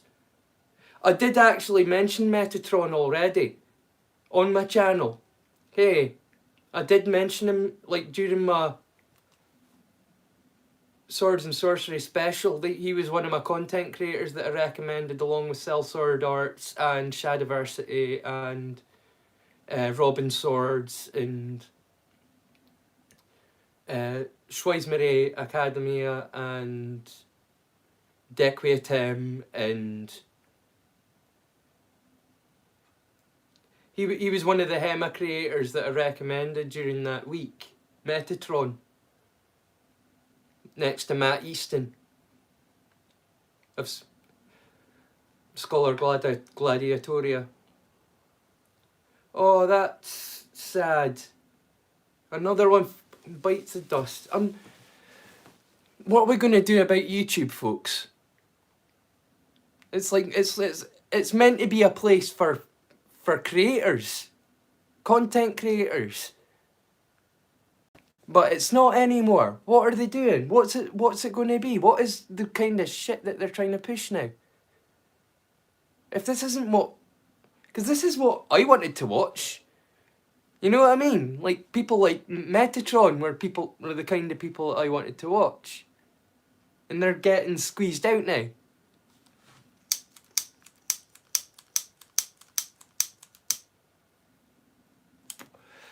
YouTube's just not making it worth their time anymore. They're not getting the views even, let alone the revenue. Forget the revenue. Like I say, look at me, I don't care about revenue. It's not always about the revenue, but they're not getting the views anymore. Not enough people are even watching them. I mean, I know that feel. For me, like if I had like my 5 to 10 good friends that I've made through the channel, if you were all still watching, I would still be doing like a live stream on Friday just to stay in touch with you. If it was just you guys that were really interested. But if I had like 100 or 200 regular people that were watching, that would be enough for me to keep on doing, thinking that there would be 200 people that would maybe find a movie or a TV series that they'd never seen or never heard of or thing, and it became like one of their new favourite things. Because a lot of these things, like Garth Meringuhi's Dark Place that we're watching just now, is one of my all-time favourite shows ever. This is just fucking genius. From start to finish, everything about this show is genius. It's amazing. It is so funny. It is so brilliantly funny. And it was made 20 years ago, and it was set 20 years before that. Hey. It was made 20 years ago, set 20 years before that. It's so far ahead of its time, this show.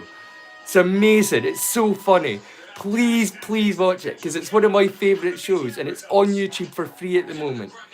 So, that being the case, if even like to think that a couple hundred people might discover a show like Dark Matter through my channel thrills me. But I don't know if 200 people are watching. You might have, I might have 200 subscribers, but I don't know if there are 200 people watching. That's why I said like 1,000. Not only is it something that I thought was out of thing, but I thought if there are 1,000 subscribers, I'm gonna have at least 200 people watching out of 1,000. Surely, you know what I mean? You can dissect a heart. Because it kind of always scales down. This is hospital business now. Hand him over. Okay? Okay. Okay. But as soon as I'd finished saying K to Yeah, Reed, he's gone. I had a fearful premonition. But as soon as I'd finished saying K to Reed, I had a fearful premonition.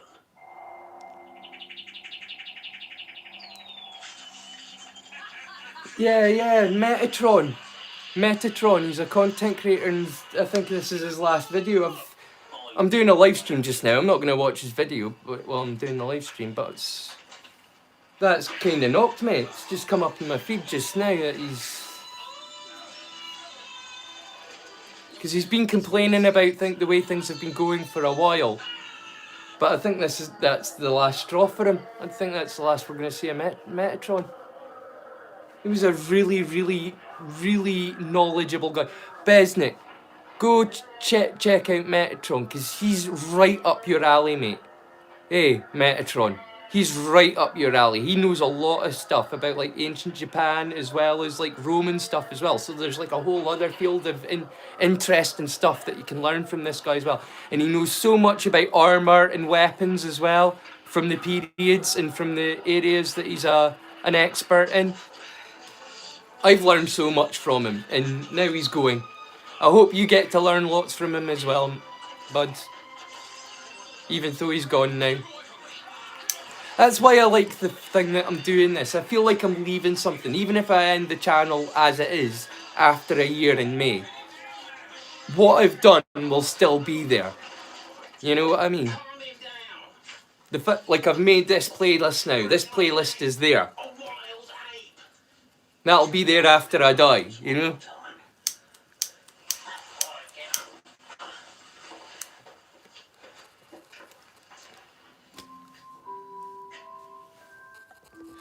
Well, as long as YouTube don't take it down, because they are...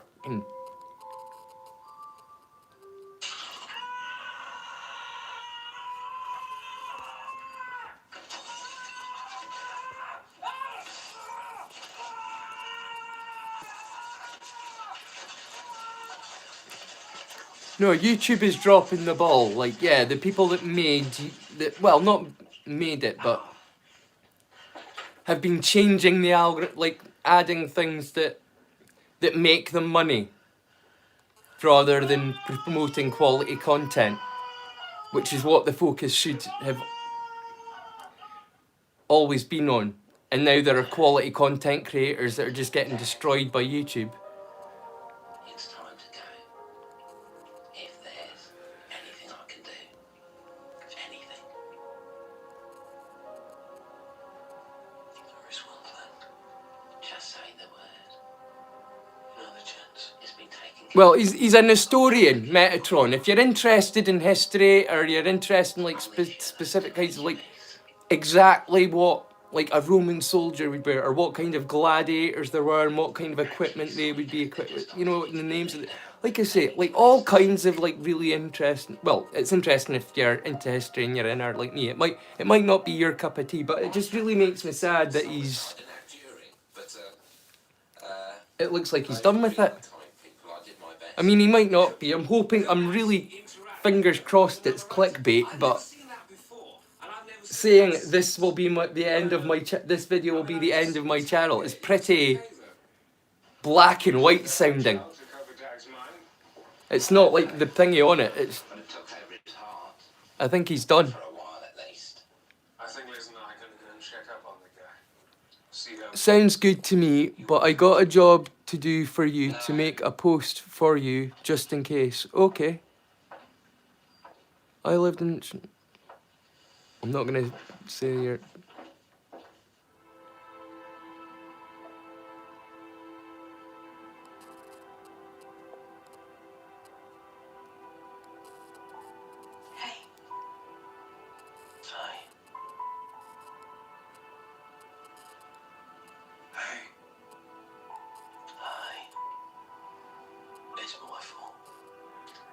My channel ain't gonna end what? Get this close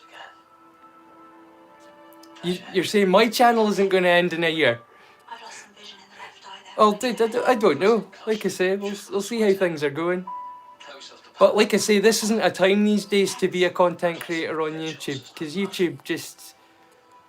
I mean, I've got 3 people watching just now and I'm doing a live stream, you know what I mean? There's got to be more than 3 people in the world on YouTube. She's a good girl, Dad. You're too hard on her. I know.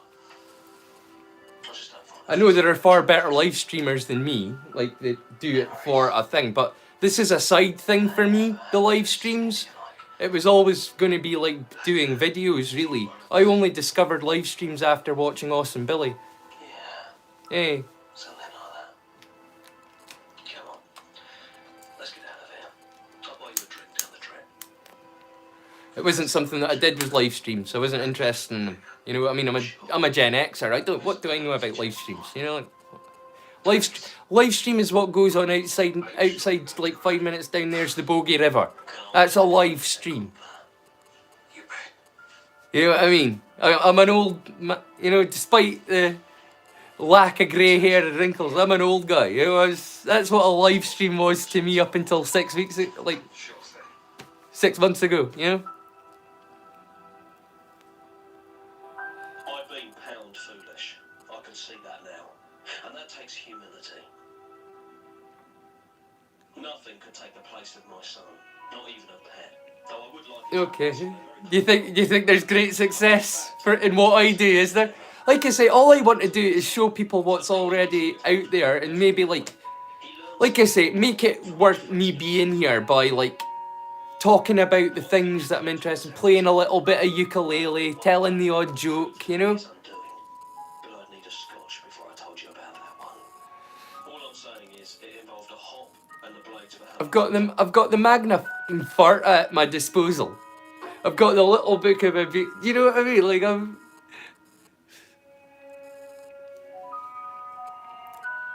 there are so many things that I would. Yeah, CJ is right about most things I find so far. She's a wise woman.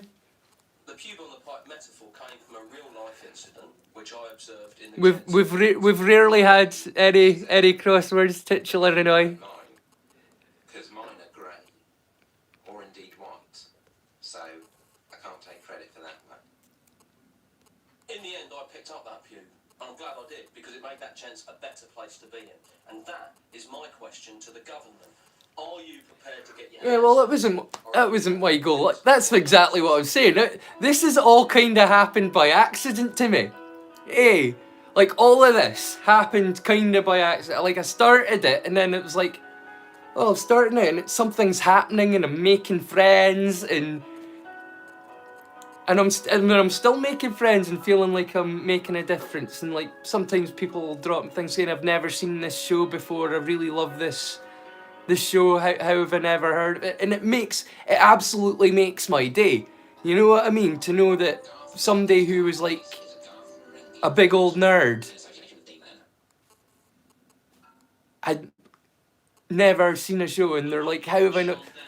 Like, I had a lot of great response to Asylum, which is why I'm doing this tonight. I'll be doing like intros for all of my playlists over time. That's what you'll be finding, like, instead of like my usual episodes anymore. I still will be doing like the occasional episode, but it'll be like a combination of like random stuff, like content creators that have been bringing me a lot of joy, and I want to share them with you to like make sure that they're able to keep on going in this messed up Greetings, Chandler.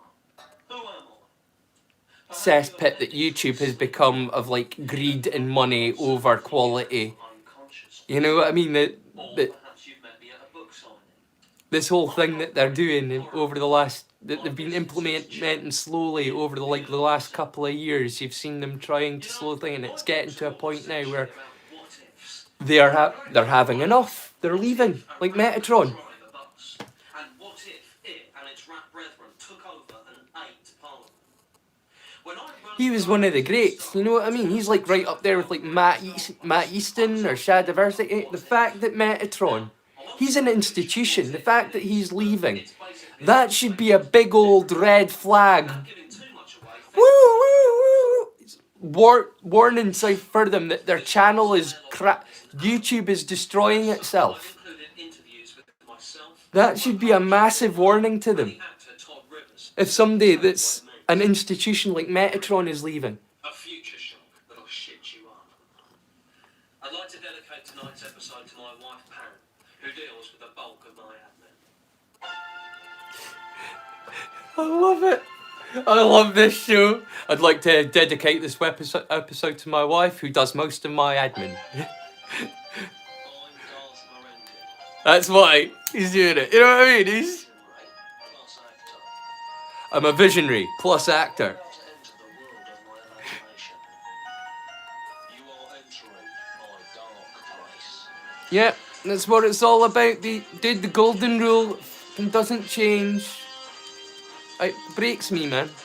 I've never been about money, so I've always found it hard to understand. You know what I mean? The whole, give me it, get it. Like, when I have stuff, my first natural instinct is to give it away to people that I like. You know what I mean? That's kind of like my natural instinct when I get anything, is to give it away. It's not to try and get more, you know what I mean?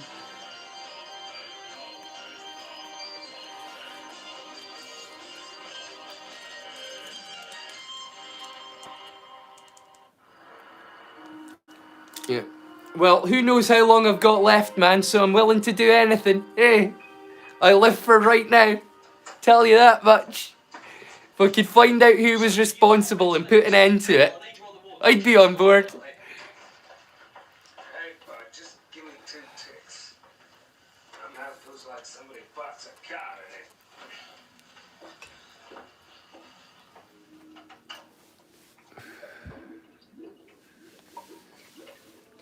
Buddy, you want to know who does some really good in-depth stuff about the like what's happening at the moment with YouTube? Shadiversity. Bez. He will go to Shadiversity and look up his videos where he's complaining about YouTube. Not his normal content videos where he's talking about swords or history or arm. Not those videos, but he has now dedicated videos about how YouTube is systematically targeting different areas than it has done historically, and it is destroying certain content creators that are some of the most popular content creators on YouTube. You know what I mean? Like, massive loyal followings of people, but they're not getting the general random views anymore, which has made their overall views just crash. Like, some of them have been going from millions of views to like about 1,000. That's not normal unless YouTube is specifically stopping notifications from going to people and stopping random viewers that aren't subscribed from getting it fed into their algorithm. It is actively preventing. And so if that's the case with the most popular ones, nobody has a chance of like trying to do what they love as a living on YouTube anymore, you know? And that's them that I feel sorry for, because I'm not doing this to make a living from it. I'm doing it as a hobby for a year to make friends and put myself back out there. And if after a year things have gone far better than I ever could have expected, yeah, I'll consider keeping on going and just... I mean, this takes up an awful lot of my time and an awful lot of my energy, and... But they came up in a big red bruise. I suppose if something, like, life-changing, like, more life-changing could come from it, it would absolutely be worth me spending all the time and effort that I do on the channel, but because there's stuff that goes on behind the scenes that it doesn't get translated to like the 5 minutes of video. You know what I mean? There's time that I spend like putting together playlists and researching and like recording, and then the upload itself. Like I live in like a seriously rural cut off part of Scotland, and whenever I start uploading everything in my house stops. Like trying to like watch a video on YouTube or thing, it's like it's like impossible. It's just like a spinning circle of doom. You know what I mean? So like everything stops as well when I upload, and it takes a good long while. Like if I'm uploading a 30-second video, that's going to take about 10 minutes. But if I'm uploading a 5-minute video, then that's going to take about an hour.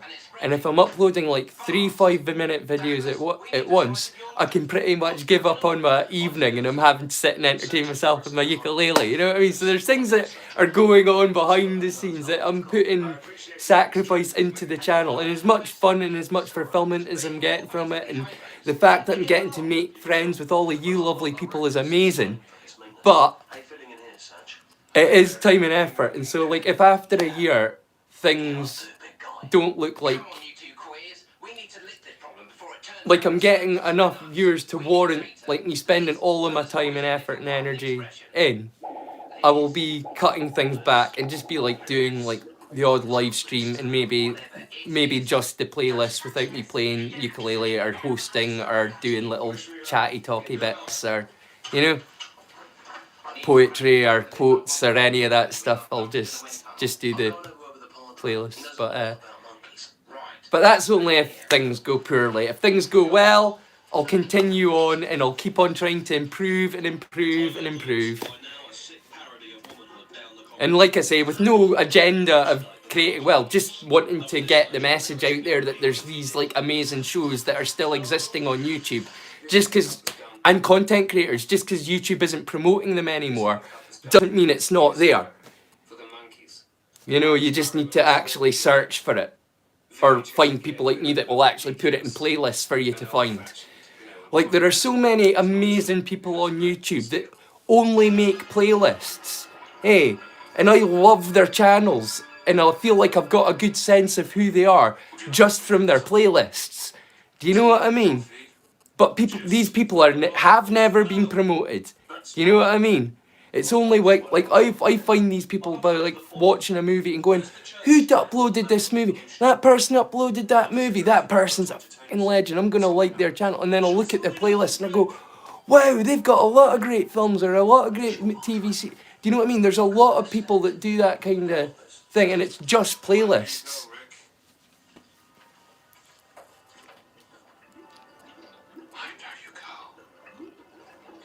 And really sadly, those ones have never really been promoted by YouTube. It's always been like original content creators that have gotten the fat end of the stick. The big leg of the chicken. You know what I mean? They're always the ones that have historically. But now they're being completely destroyed. And it's like, YouTube, why? What did they ever do except completely build up your channel and make it what it is? To a point now where you can actually abuse them and get away with it.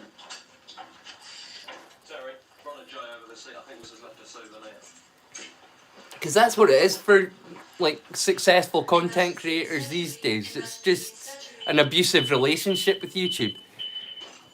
Doesn't matter to like folk like me and CJ, it doesn't matter. Like the friends that we make and the fans that we make are ones that we never expected. You know what I mean? But these people that have careers that we look up to and have inspired us, they're getting destroyed. Deadpool, how's it going, my friend? We're watching Garth Meringuhi's Dark Place tonight. Excuse me, and I said, you're not a man, Dean. You're an ape. I've stood in Dean's front room and watched him make a lot of love. Let's just say that. I'm afraid, Rick. I'm afraid of what I'm becoming.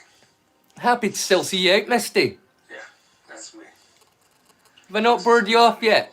I've not played ukulele in a good long while. Hang on. I'm starting to get some... I'll grab my ukulele for Deadpool. He's turned up. He likes to take the piss out of my playing. And far be it from me to deprive my friend of a chance to take the piss out of me. Eh? What'll I play?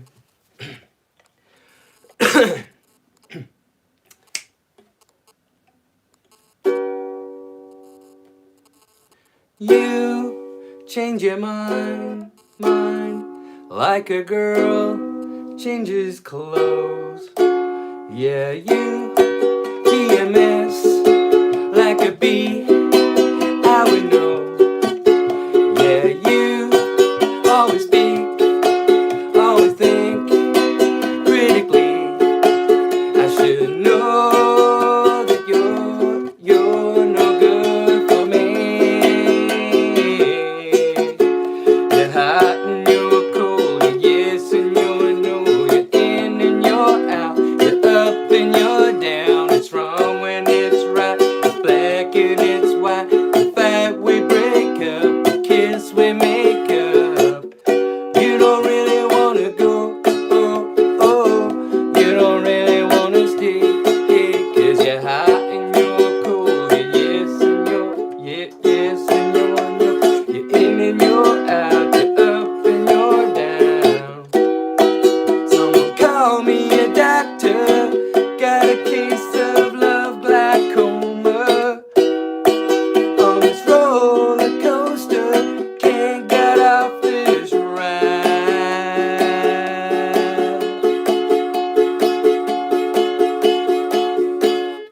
You change your mind, like a girl changes clothes. Cause you're hot and you're cold, you're yes and you're no, you're in and you're out, you're up and you're down. It's wrong and it's right, it's black and it's white. We fight, we break up, we kiss, we make up. You don't really wanna go, oh, oh.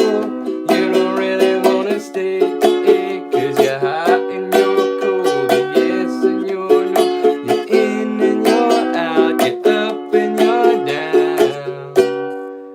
I haven't played that one in ages and you could totally fucking tell, can't you? That was bad. Right, I'll do this one because I just did this one earlier tonight and I really like this one, so I'll do this one. Flew in from Miami Beach, BOSC. Didn't get to bed last night. On the way the paperback was on my knee. Man, I had a dreadful flight. I'm back in USSR. You don't know how lucky you are, boy. Back in US, back in US, back in USSR. Back in the USSR.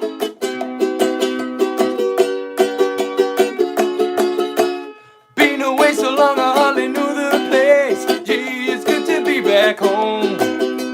Leave it till tomorrow to unpack my case. Honey, disconnect the phone. I'm back in USSR. You don't know how lucky you are, boy. Back in US, back in US, back in USSR. Well, the Moscow girls really knock me out. They leave the West behind. Well, the Ukraine girls make me scream and shout. The Georgia's always on my mind. Well, take me to the Snowy Mountains way down south. Show me to your daddy's farm. Let me hear your belly like it's ringing out. Come and keep your comrade warm. I'm back in USSR. You don't know how lucky you are, boy. Back in US, back in US, back in USSR. Back in the USSR.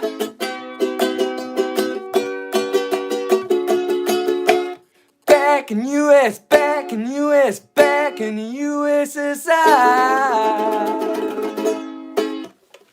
How was that, man? Is that any better than the first one?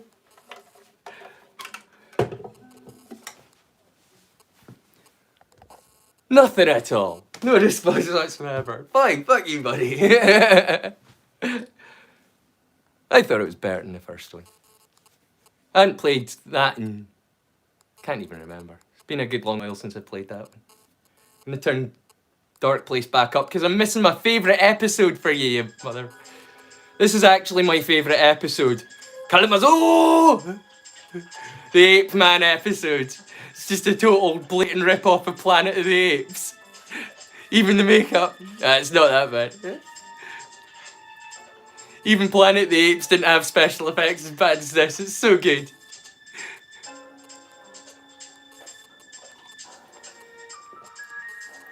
Yeah, not once is it questioned is the fact, why do doctors have guns? Like, all the doctors in this show are armed. Like, whenever something happens, they pull a gun out. And it's like, why do all the doctors have guns in a UK hospital? Oh, here he is. Noel Fielding pissing on Nick Berry. Anybody? No? Anyone not a fan of Nick Berry? You might like that scene? Of this thing. An apoloid, micturating, which means urinating, on my erstwhile, which means former, body. Have you never heard me play before, Misty? Head honcho.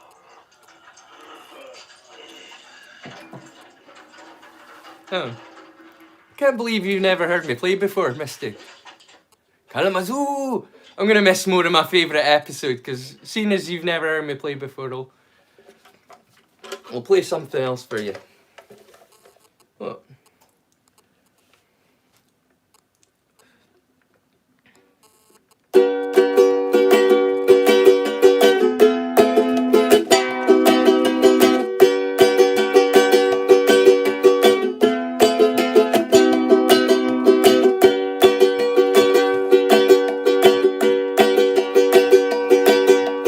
Early in the morning when the sun does rise, laying in bed with bloodshot eyes. Late in the evening when the sun sets low, that's about the time my rooster crows. But I got women up and down this creek, keep me going and my engine clean. Run me ragged but I don't fret, ain't been nothing slow me down none yet.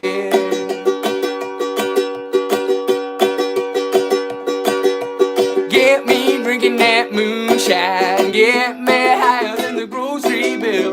Take my trouble to the high wall, throw 'em in the river and get your fill. We've been sniffing that cocaine, ain't nothing better when the wind cuts cold. Boy, it's a mighty hard living, but a damn good feeling to run these roads.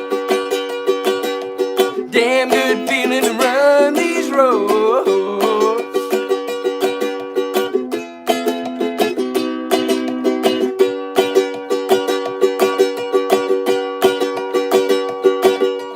People all around me trying to tell me red,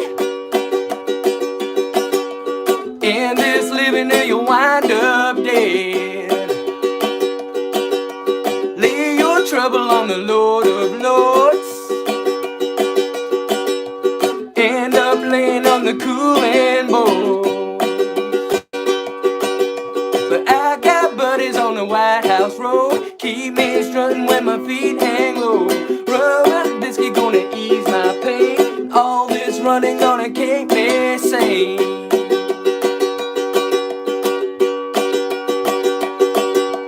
Get me drinking that moonshine, get me higher than the grocery bill. Take my trouble to the high wall, throw 'em in the river and get your fill. We've been sniffing that cocaine, ain't nothing better when the wind gets cold. Boy, it's a mighty hard living, but a damn good feeling to run these roads.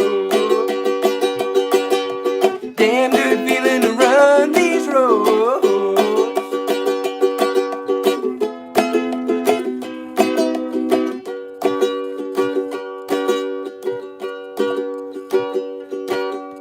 When you lay me in the cold hard clay, sing your songs while the banjo plays.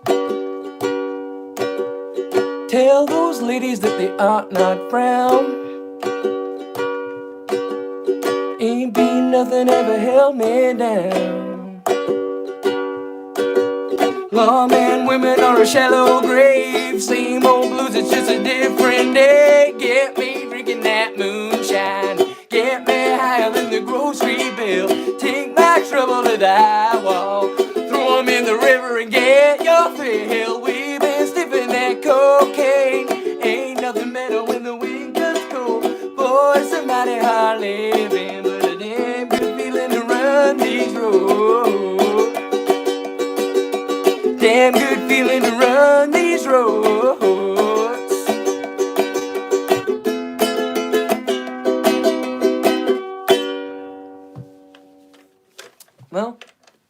you think of that one, Misty? Screwed up a bit at the end there. I don't know what happened. I went from this chord to this, which isn't even a chord. I don't even know what happened to my fingers. Eh?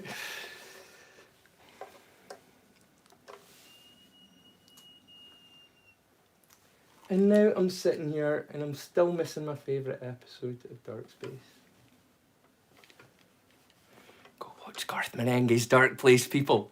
You're missing out if you haven't fucking watched it. It's amazing. Like I say, the entire cast went on to be like either national treasures or international successes after this. You know what I mean? It was the starting point for so many great careers, and people just don't remember this show the way that there's. Like I say, this should be like up there with like things like IT Crowd and The Mighty Boosh, and people should be mentioning it in the same breath with these shows, and it never gets talked about. It breaks me, man. Garth Marenghi's Dark Place was ingenious, so far ahead of its time, with an amazing like. How do people not know about this show? It's insanity to me. Presumed dead, with the presumption heavily on dead. I don't think I'll find him. I don't think they'll ever find anybody. Unreliable. Yeah, he wasn't 18. It was sad. Poor old pickle. We wouldn't be that age again for all the tea in China, I'll tell you what, man. It's a sucky age to be. Not a boy and not a man. It's a shitty place to be. And she said, that's inelegant. And then very quietly she wrote, It wasn't like and I wasn't trying to hurt anyone's feelings when I made it an 18+ server. It's just that I'm an adult, you know what I mean? I wasn't there to hang out with kids. It's not my style, you know? I wanted to have adult conversations with other adults. And that's a good way to get rid of innocent eyes from seeing shit that they shouldn't, you know what I mean? But just by making it an 18+. If it's a setting I could set it to, fair enough.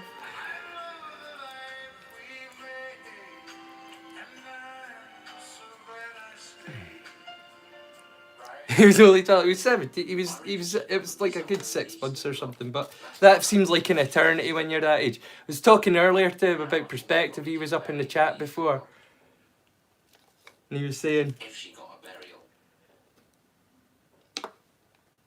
perspective is weird when you're young. It seems to take for fucking ever. of what was left of her body. I'm doing good, it's Mars, how's you? The sand turned red. This was because she was bleeding on it. Blood. Ruby red blood. Her blood. Blood. Blood. And piss and shit. And piss and shit. This was the worst day of her life. I love Garth Marenghi's Dark Place, it's just amazing. Welcome, friend. You know, a lot Is this Scotch Mist? This is Scotch Mist! It's the Scotch Mist episode. well, good luck. Like, this episode is super racist about Scottish people and it's hilarious. As a Scotsman, this show is brilliant. The bit with Richard Oyawadi at the end, he's just like, I'm pretty sure, and they admit this themselves, Scotland is like a third world country. And it's like, yeah, yeah, no, we will, yeah, why not? Fair dig, Richard Oyawadi. Or Dean Lerner, I suppose. Someone wrote it. So radical. It's prejudice, by the way. So ultra out there. that Earthworm Ray. they pulled the axe on the entire project. He's such a groovy guy. Earthworm Ray. He rockets through the sky. Jim was just a dirt-eating chewy like the worm flesh, and I'll like him to a crashing end. Earthworm Jim, he's such a groovy guy. Earthworm Jim, he rockets through the sky. These mini seminars will help further elucidate Earthworm, earthworm, earthworm, earthworm Jim. Hooray for Jim. Here it be. Uncut, uncensored, Yeah, I was a fan of the show. unpalatable. And I sincerely hope you are disturbed. Bottom sharp.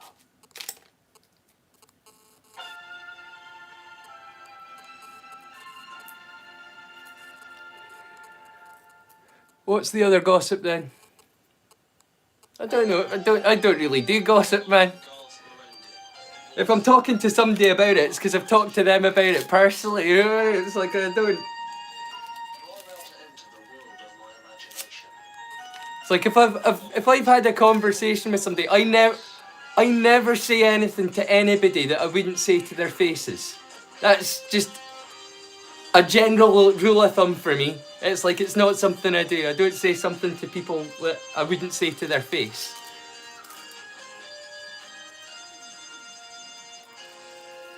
I don't do that either. I don't tell people secrets either. It's not something I do.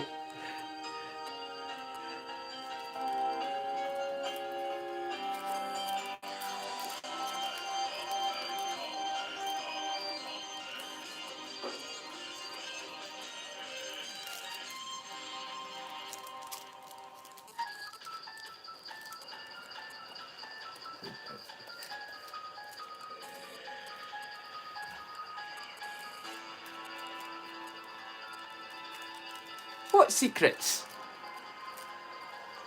Will I tell them your secrets, Deadpool?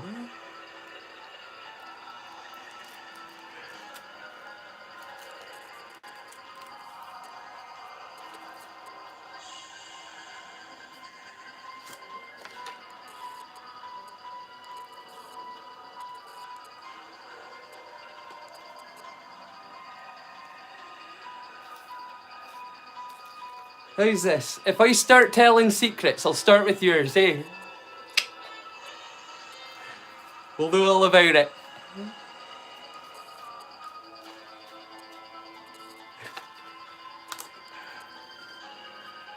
Oh, you started this. You opened this can of worms. If you want me to be a secret teller, man, I know where to start.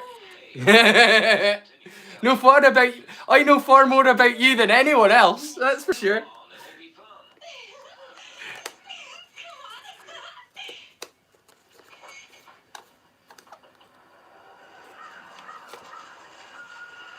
Where did it? Let's get down to it straight away. I'm feeling really horny. The acting, the quality of the acting in this show. Oh, that's just Mr. Fog. You'll forget all about it once you're into it. And the bad voiceover, which is also clearly Richard Ayoade. Like, if you know his other voice... Like, if you know Richard Ayoade, it might well be from Crapopolis, because he does voice work for that now. So if that's why the voice is familiar... Your secret is you're great. And you know where I live. Yep, ditto. It's the great thing about being neighbours, eh? Oh, dude, did I show you this? Look. How cool is that? Got like a... Got a new skull projector.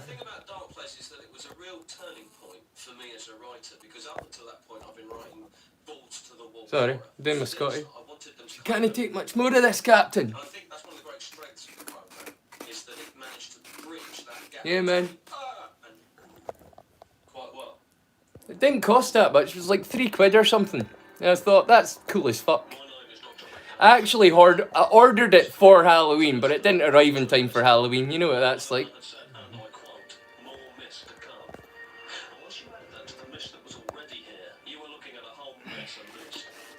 A whole mess of mist. It was taking ages because of the mist, though. And there was something about this mist. What? I can't the foggiest.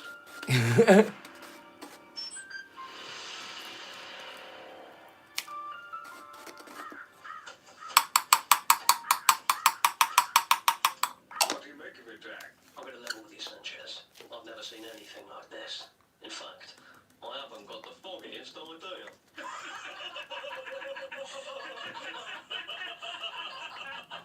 Great job, Jack. Cheers, I thought of it in the car. Look, their faces are patterned.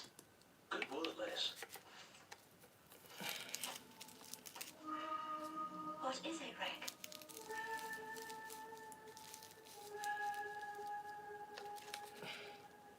Porridge. I think I know what did this. Scotch mist. Scotch mist, Dag. But what's Scotch mist? One moment while I cross-fertilize the data. Well, I cross-fertilise the data. According to my Like, everything about this show is so intentionally bad. It's so brilliant. There's been clutter, fresh terror on the wing. But why would long-dead Scottish warriors trapped in a mist come so far south? To kill the Queen and destroy our way of life. Believe me, Liz, I know. I've met a lot of Scottish people. They want what we've got. Order, sobriety. They want what we've got. Order and sobriety. Scottish people. Continental life. Well, all I know is that I've got a hospital to run. You'd better do something fast. I know a lot of Scottish people. They want what we've got. Do I make myself clear? Order and sobriety. That's the phone. Just, where's the... Speaking. I beg your pudding. And the same to you too.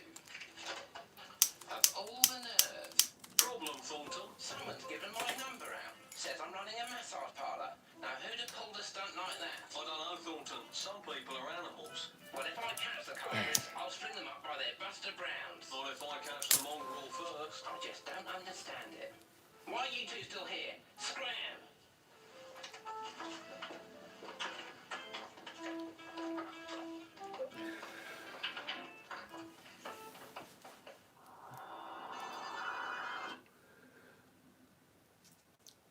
End of part 1. Start part 2. The list rolled relentlessly round. Like I say, I managed to find the entire episodes. They might be cut into little bits, but because it's in a playlist now, it just all strings together. Like before, you were like, where's the next part? It's driving me nuts. That's a bagpipe. Where am I from? Scotland. Liz, she's having a vision. Hey, Robert! Mr. Munson, how's it going? God, he must go.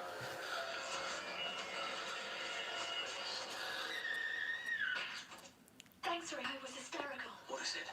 It's Skin. He's out there. Thank you.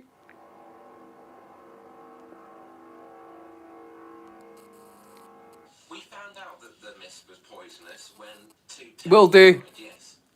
Now, I don't like to see anyone die. That can be your Christmas then. It might as well be Perfect. Know what to get you for Christmas now. because another one comes along. It's the same belt, it's the same hammer in the tool belt. You can barely tell the difference. Because the lights are good, aren't they? I got him lights last Christmas and he's used them all year and it's made me really happy that he liked it. It sets the mood. I've got it on magpie setting. Use your fan sparing. Hey, They eat through batteries and if you like if the lights change and flash, stay local. it draws the eye. I've got it on magpie setting. Like I say, I do have a skull, but to get the skull, I need to like Power zone turbo cells. Got a bag of them. basically point it straight down. It was like that before, but you don't really see it against the glass. You know, it's If you act like a cheap asshole, expect the shittiest portion. Let me live my when you act like a cheap asshole, expect a shitty portion. That's a brilliant line. He's been struck by the mist, though he's still alive, unbelievable as that seems. He's trapped under the mist, but he's still alive. The Scottish people are just You see them in their dude. You see this with their tammies and their kilts and they're naked and they're just. It's just like so like super stereotype, man. It's just unreal. It's so funny. Freaking hilarious, dude.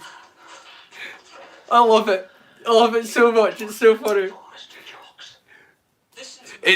It's those dirty misty jocks. That is what I'm saying. I'm not prejudiced. Like jocks is like a racial slur, by the way. In case you guys like in America aren't familiar with that, there are a lot of your slurs that we are not really familiar with, you know. But we have a couple here, and jock is one of them. You fucking jock, you know what I mean? It's used as a slur.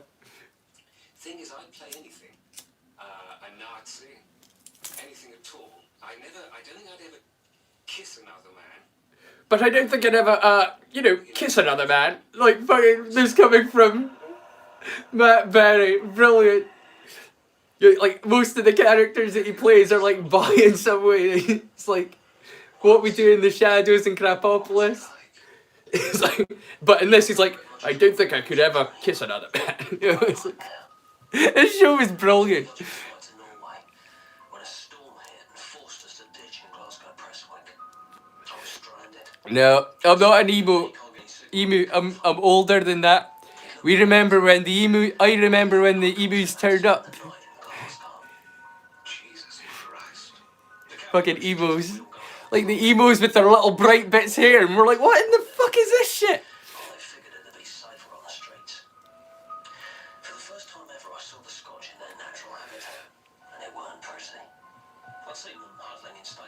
Yeah. loud, but It's not the worst. I was surrounded. Everywhere I went, it felt like they were watching me. Put this up over here, see Flesh puckered by the Highland breeze. Tide lights peering out Right behind freshly.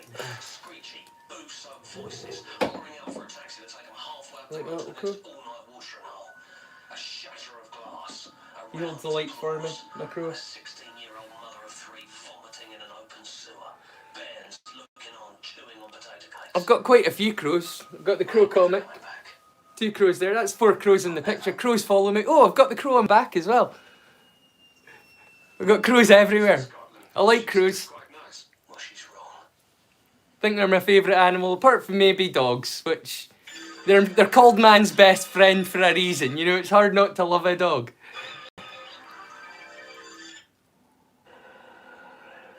Turkish tobacco, indeed.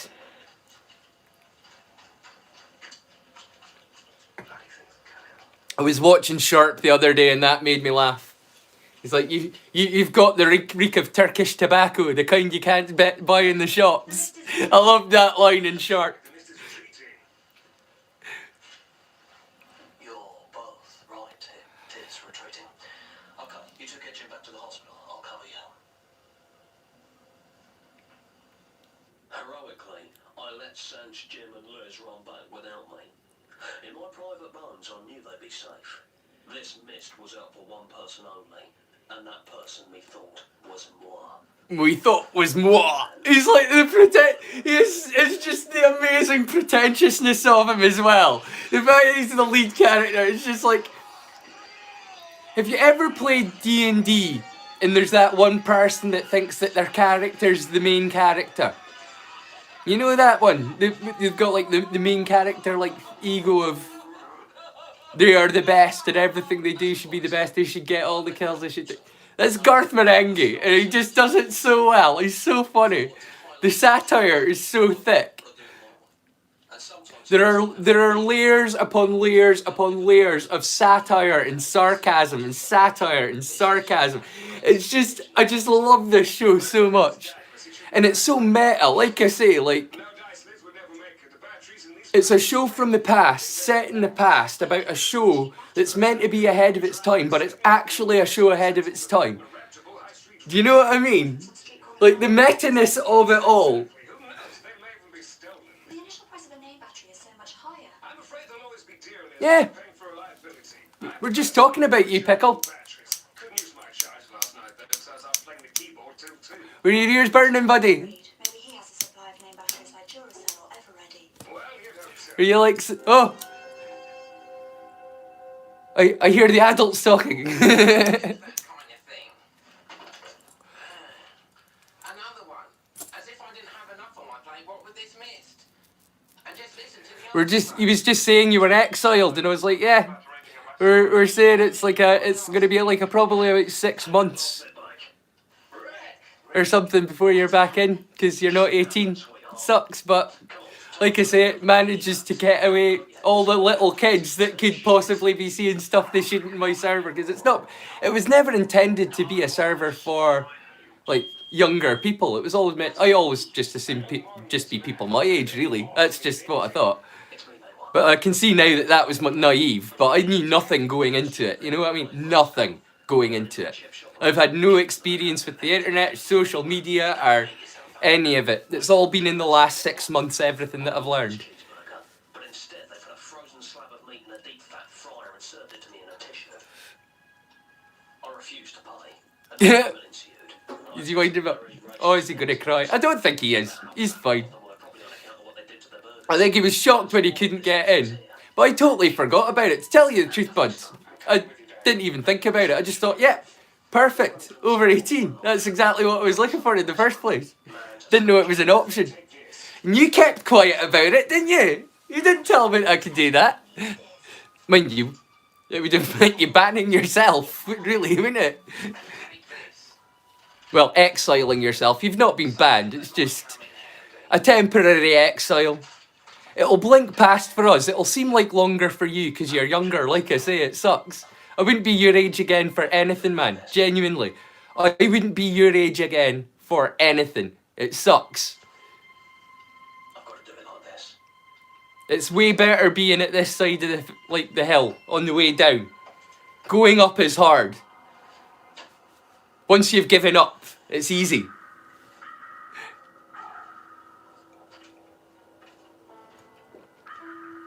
I'm gonna need another cup of tea now.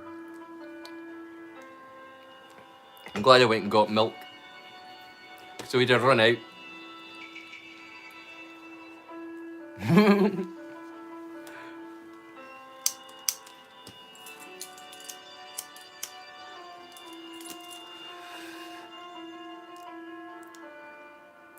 Wouldn't that be Matt? No, it would be Mook. The Irish.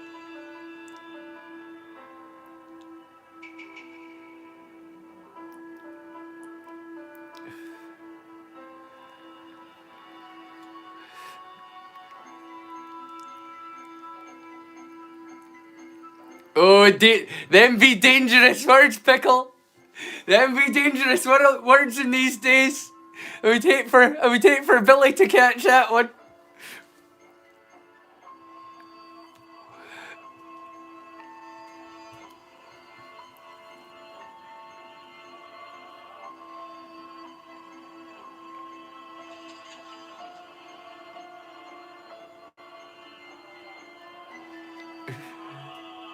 You fighting? GIF battle. You can't do GIFs on YouTube. That's what sucks about YouTube. That's why you need a Discord. You can GIF battle.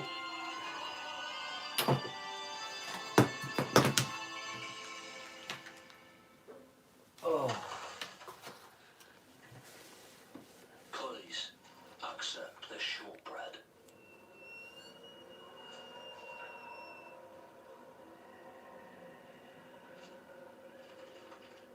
I'm afraid I can't offer you any salt to go with that.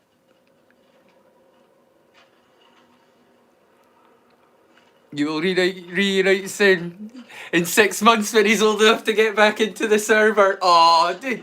Well, there's still like 3 other servers that we're both part of. It's not like you'll disappear. It's not like I say, man, 6 months when you're our age is a blink. Hey. You'll be back before you know it. Well, before we know it. For you, it might feel like a little bit longer, but honestly, it's a blink. You won't disappear, don't worry. Colleagues of mine have since visited it during the day, and It's one server. I'm sorry, I was wrong. I see that now. My life is yours. I gotta say, I do miss you, buddy, and we've got like a fair few new members now, and like people that were around before, but they're a lot more active now, and like we've got Green Ranger, previously Bullet Life, and we got like I've made recently, just very recently in this last week, I've made really good friends with a guy that goes by the handle Planet Xer. He's a Christian fella, but you know, I don't hold it against him. He's a good guy, and like I said, been making a lot of new friends, and I've got to admit, man, I have missed your face about my server, but you're a grown man. It's up to you whose servers you belong to, you know. It's very, very cheap.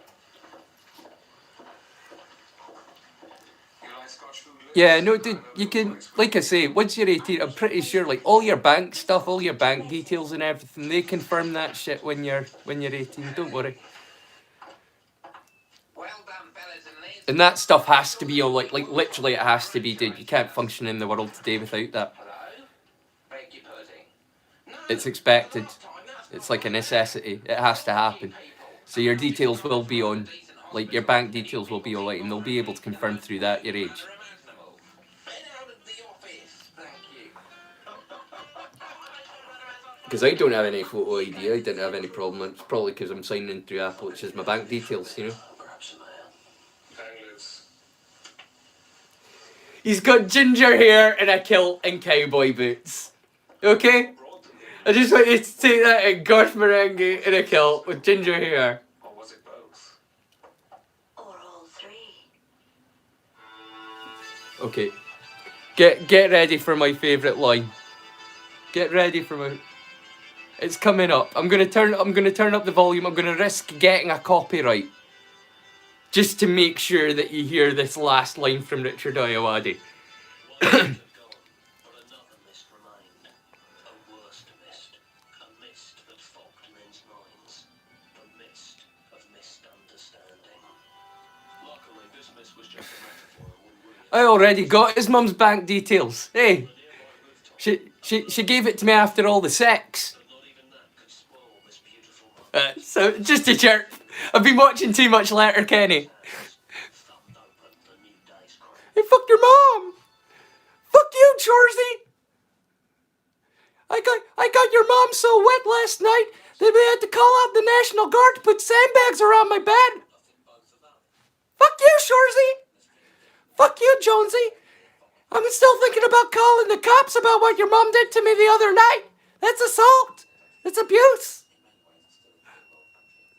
Fuck you, Shorzy. Fuck you, Jonesy. Tell your mom to fill up a bank account that you set up for me. I fucking love Letterkenny. If you've not seen Letterkenny, go check it out. It is literally one of the funniest shows of the past 10 years. This is 20 years old, so that doesn't come on. This is easily as funny as Letterkenny in its own way. In its own way. They're completely different, but this is easily as funny in its own way. But Letterkenny's brilliant. If you haven't seen it, check it out.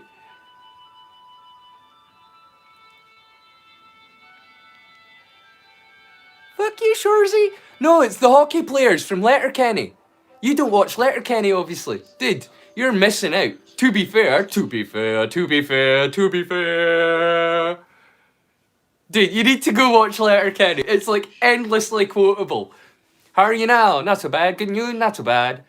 You know what I mean? There's all of this stuff. It's just... Mary's body felt like it was burned, even though the room was properly air conditioned. Dude. All the positions. Letterkenny is built different. It is about a place a bit like Hutley. You know what I mean? One of those backwards ass places. It's just... Then a healthy You know... welcome friend. Full of different kinds of sorts. Horror on. Although I also had westerns and Folk like me. Folk like you. I've always loved Different kinds. King Lear, A Poseidon Adventure, Superman 2. Ugh. And when I wrote the Cup of tea time. Garth Marenghi's I'm gonna have to show the Americans how to make a cup of tea one day. What do you think?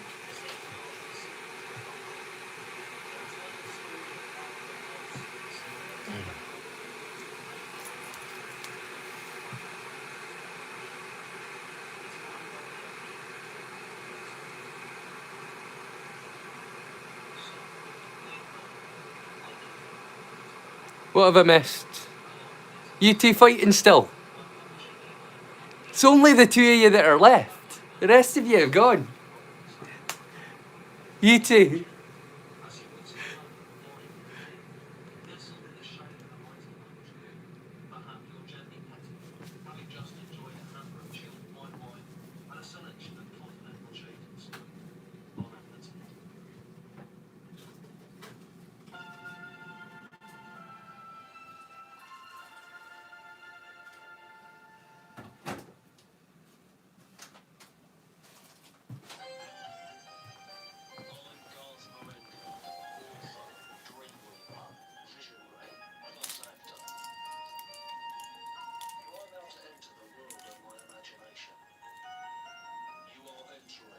My dark place.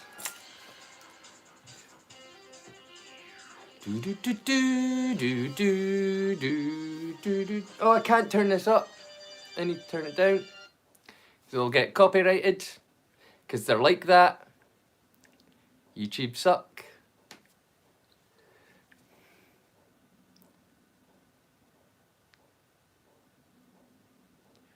She's a shit house. She's mighty, let me all hang out. Americans, do you have the expression, she's built like a brick shit house?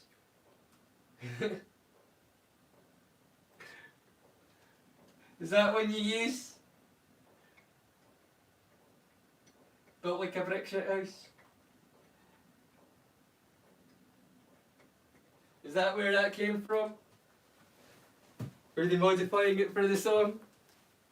Same expression is used over there. I think it's the way that we say it, Scottish people, though. Play that sax. Fuck, I need to add that to my playlist, don't I? That'll be something I need to add like next week. Remind me to thingy play that sax, because I fucking love that song.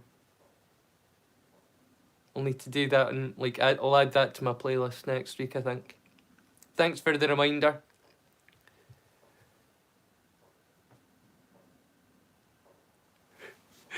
She uses them to cook. Ah, dude, you're fucking funny. I can't even read that joke out on YouTube, but that was a good one.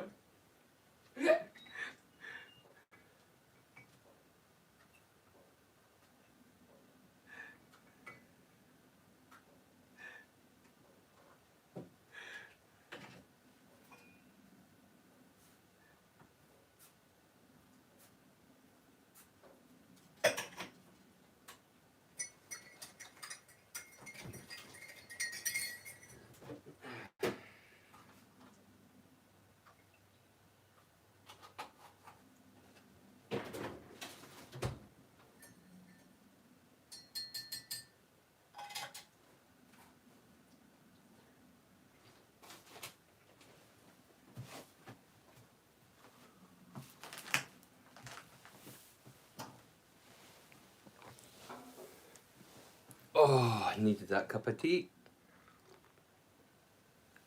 I always need a cup of tea. If there's not a cup of tea in my hand, there's something wrong. Have you ever watched Trailer Park Boys? You know Julian constantly has like a drink in his hand. I'm kind of like that with a cup of tea. You know what I mean? If I've not got a cup of tea near me, there's something wrong with the picture.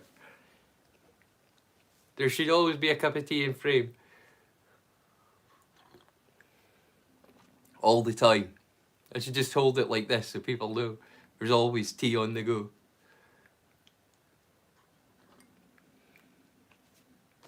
Maybe I should.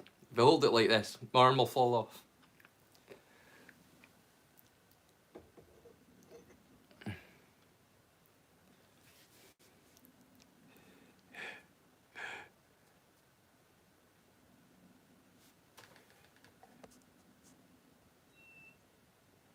See Bubble. Got charged for essay. Who's Bubble?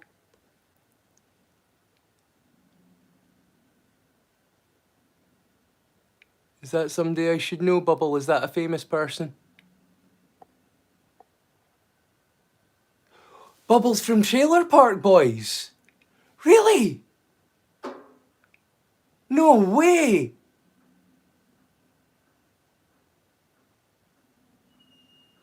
Oh, no way! That's shocking, man.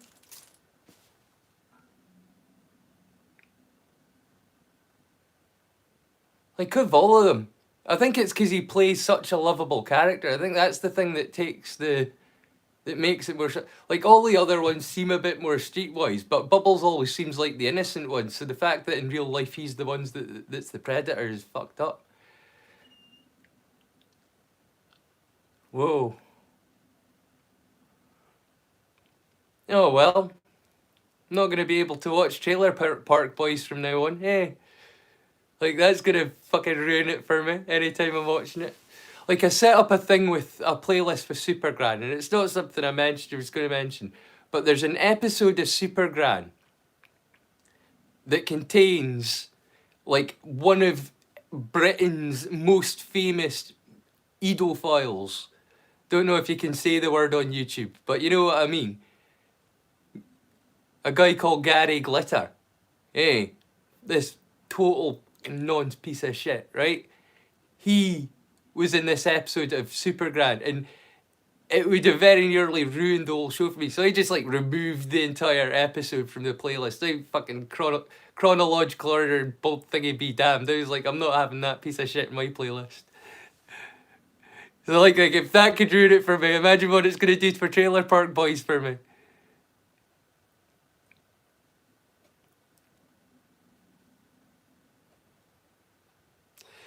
Talking about giant haystacks and Big Daddy the other day, hey. Like on my in my Discord, he was up in my put him up in wrestling and the sports bit. Big Daddy. That was early on.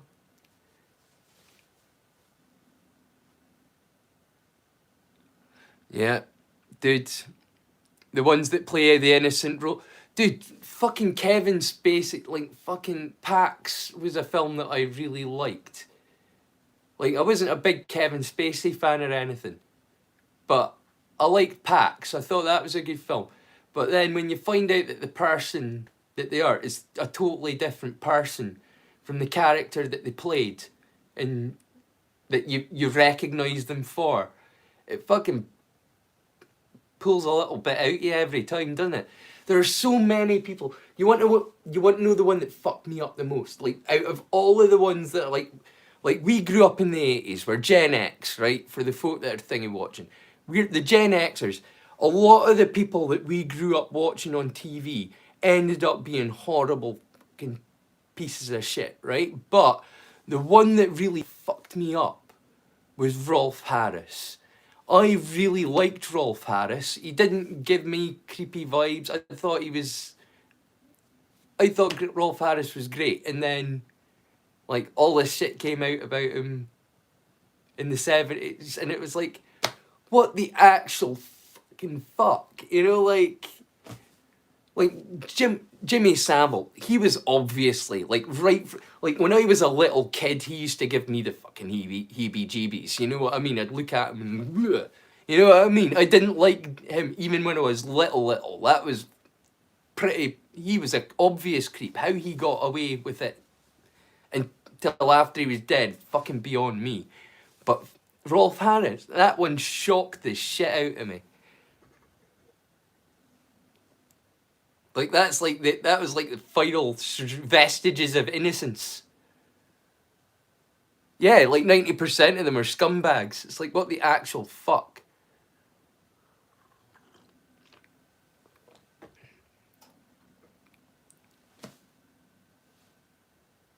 It's like, how much more shit can our generation take? Like,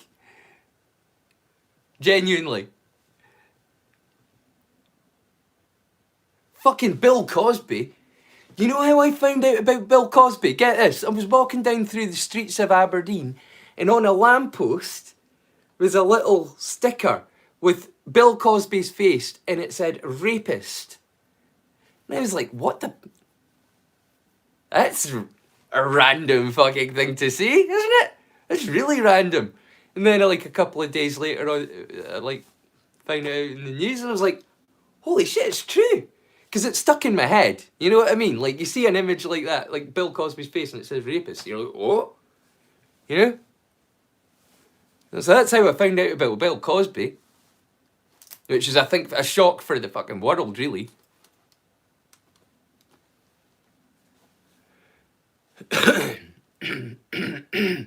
This is the one where she turns into a broccoli.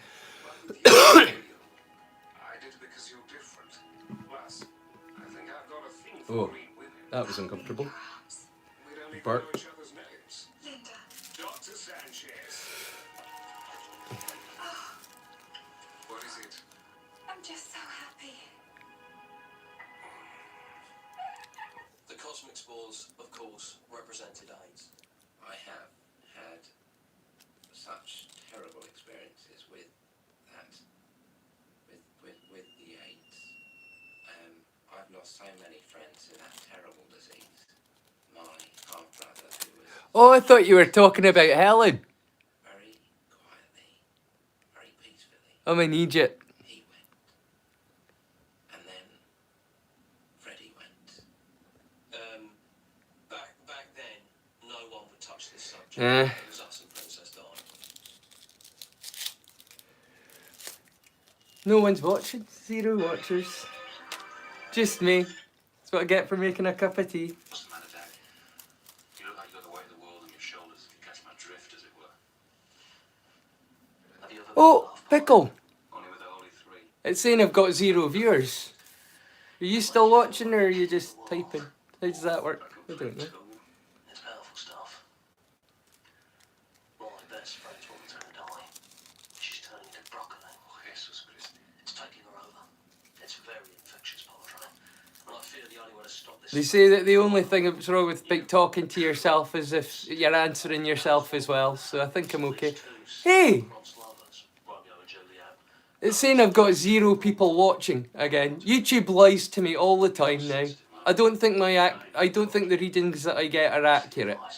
Because sometimes I end my stream and I have like hundreds of views. But that can't be the case. Yeah, you're not here. If you need me, I'll be right here in the vestry. If not, I'll be out in the jeep. Cheers, Padre. Stay holy. Amen. I'm a figment of your imagination. And sometimes I do. Dude, you're funny.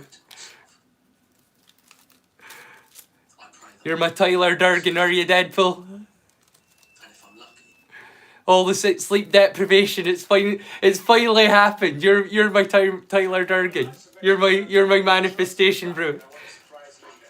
And now I'll have another scotch, and I imagine my good friend here will have to say. She's a hell of a woman. Would that make Blancmange Helena Bonham Carter? Would it? it'll tear them apart. In that scenario, Linda, tell her to tell you that she doesn't love you and that you should forget anything ever happened because it was me. you are everywhere and you are nothing. That's a goddamn... It's getting very philosophical. Dude, you totally caught me out. Earlier on, I read a poem and I totally thought he had written it. And he was like, no, I didn't write that. I was like, oh, So help me God, I'll knock you down. you totally got me. Okay, buddy, let's dance. Gee, I've been in the gym. Nice shot, buddy. You're a sleep paralysis. Oh, you've got a sleep paralysis demon. I've had that happen to me twice in my life.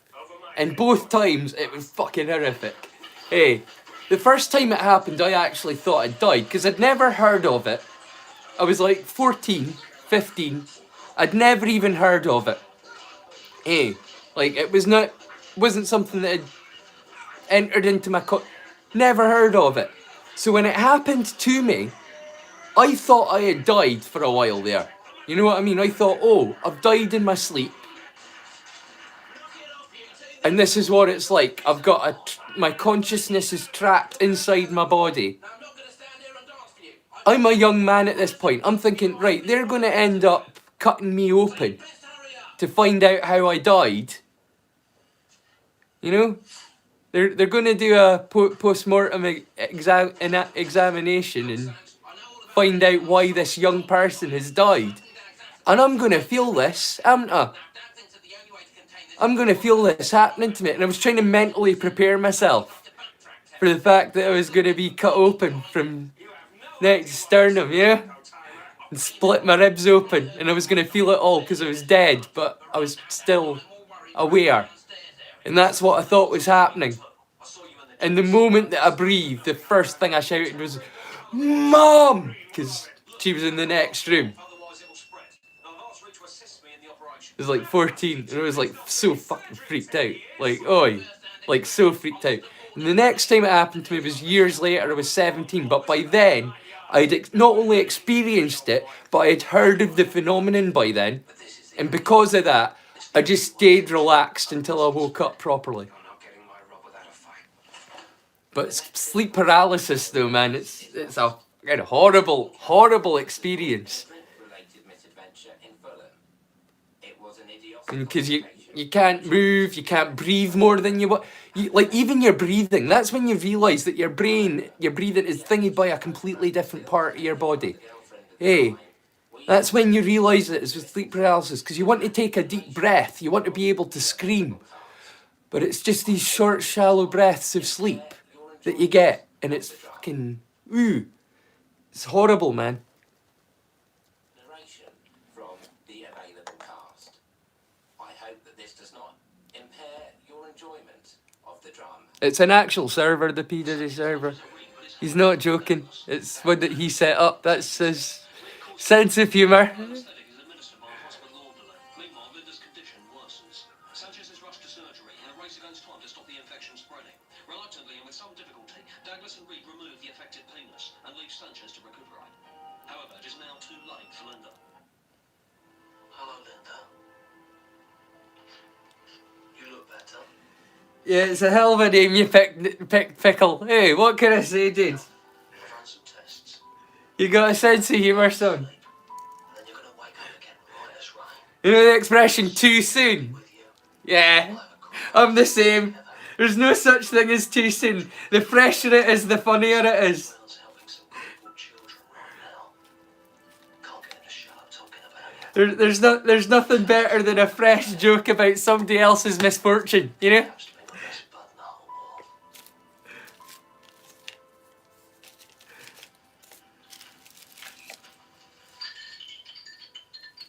What's this? It's a dream catcher. What's a dream catcher? It's like wind chime. And why you say wind Especially when it's somebody that's lost all rights to any respect, eh? That's when it's best. wind, and he loves the sound of tinkling. And he loves you. Absolutely. He's already got the baby oil. He's just sad he missed the parties. Pickle.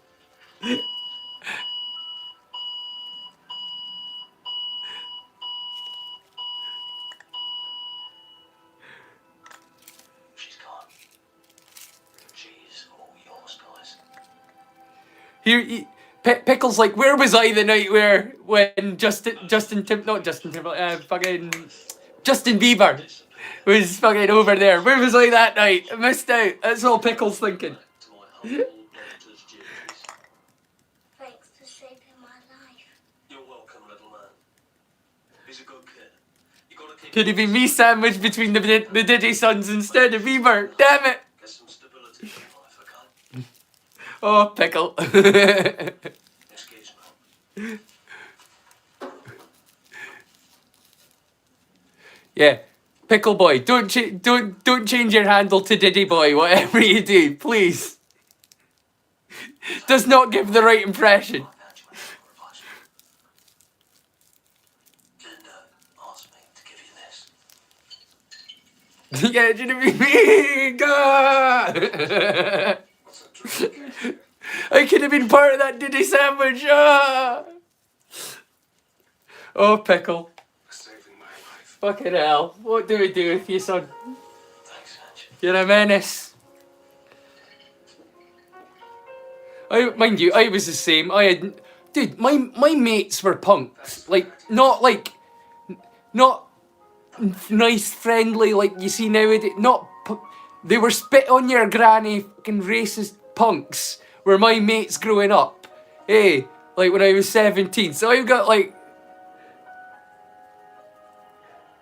I saw my fair share of bad behaviour. Like, man, it was just like, yeah, didn't give a fuck about any of it.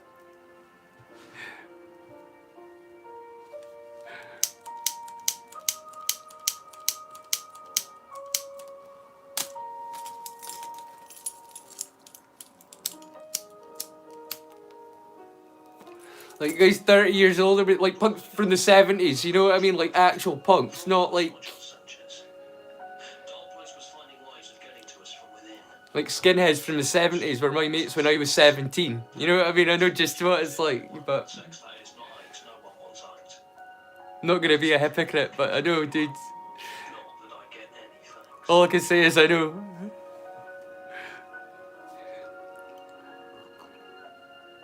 And I'll bet you Deadpool does as well. Oh, by the way, hey Blancmange, sorry, not mentioned you tonight.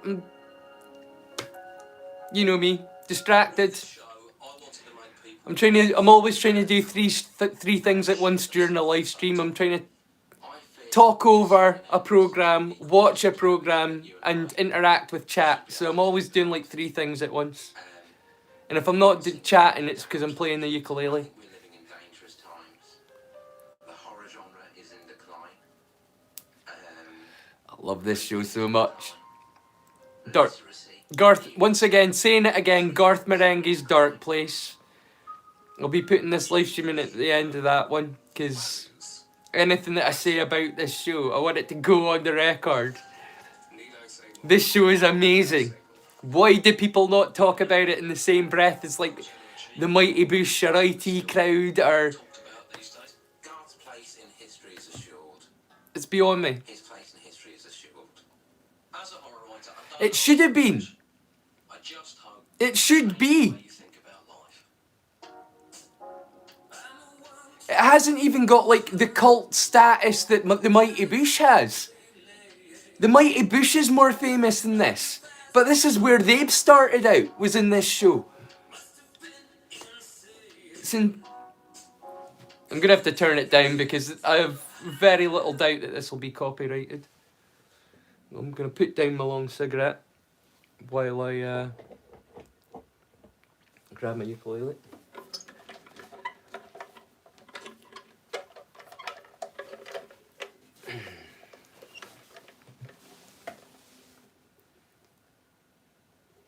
I think that's it. Yeah, that's the end of it. So after this, it'll be the end of the stream. What will I play?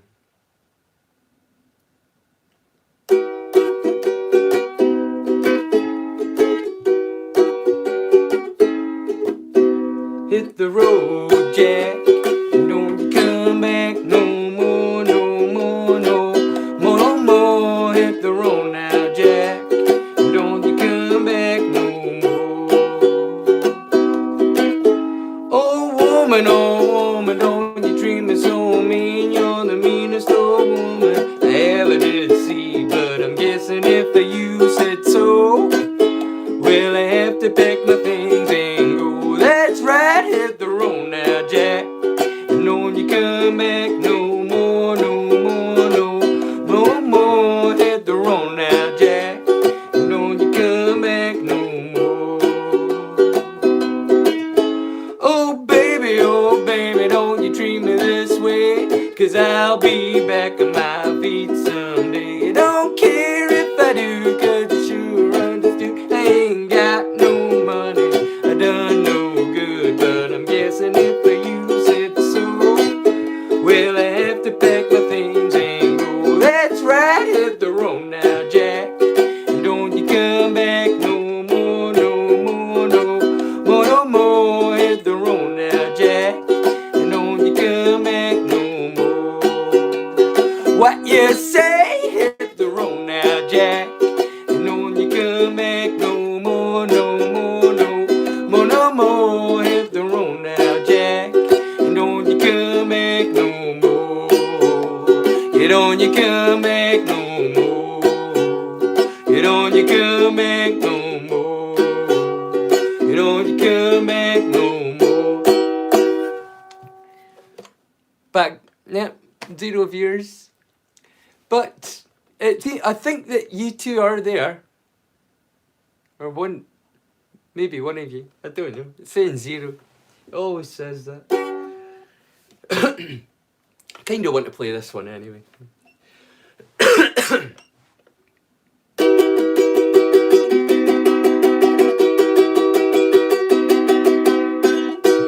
Sucker love is heaven sent you.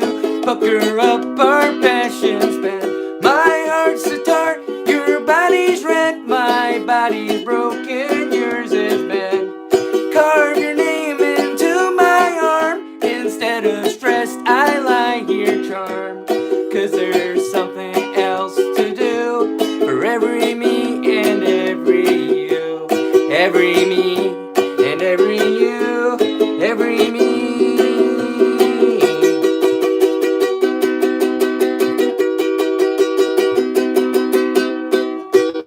Sucker love of packs I choose. No other packs I choose to use.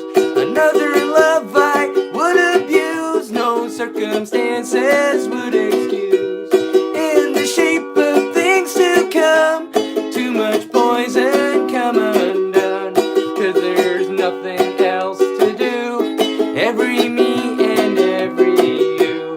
Every me and every you. Every me.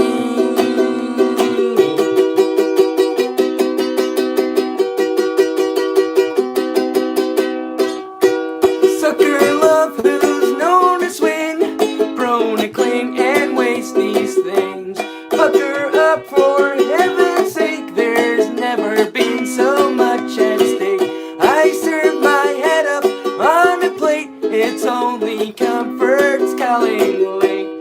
'Cause there's nothing else to do. Every me and every you. Every me and every you.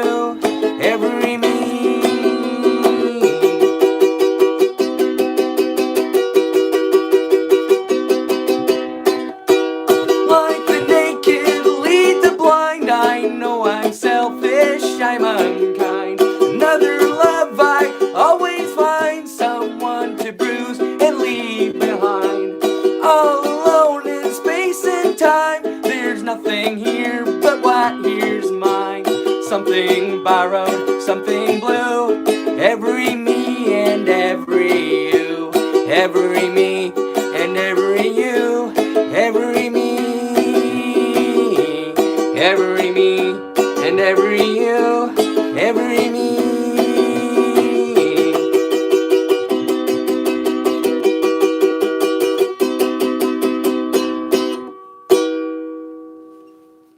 Well, good evening, folks. Hope you enjoyed. Take care, and until next Wednesday, don't forget to choose kindness and stay curious, my friends.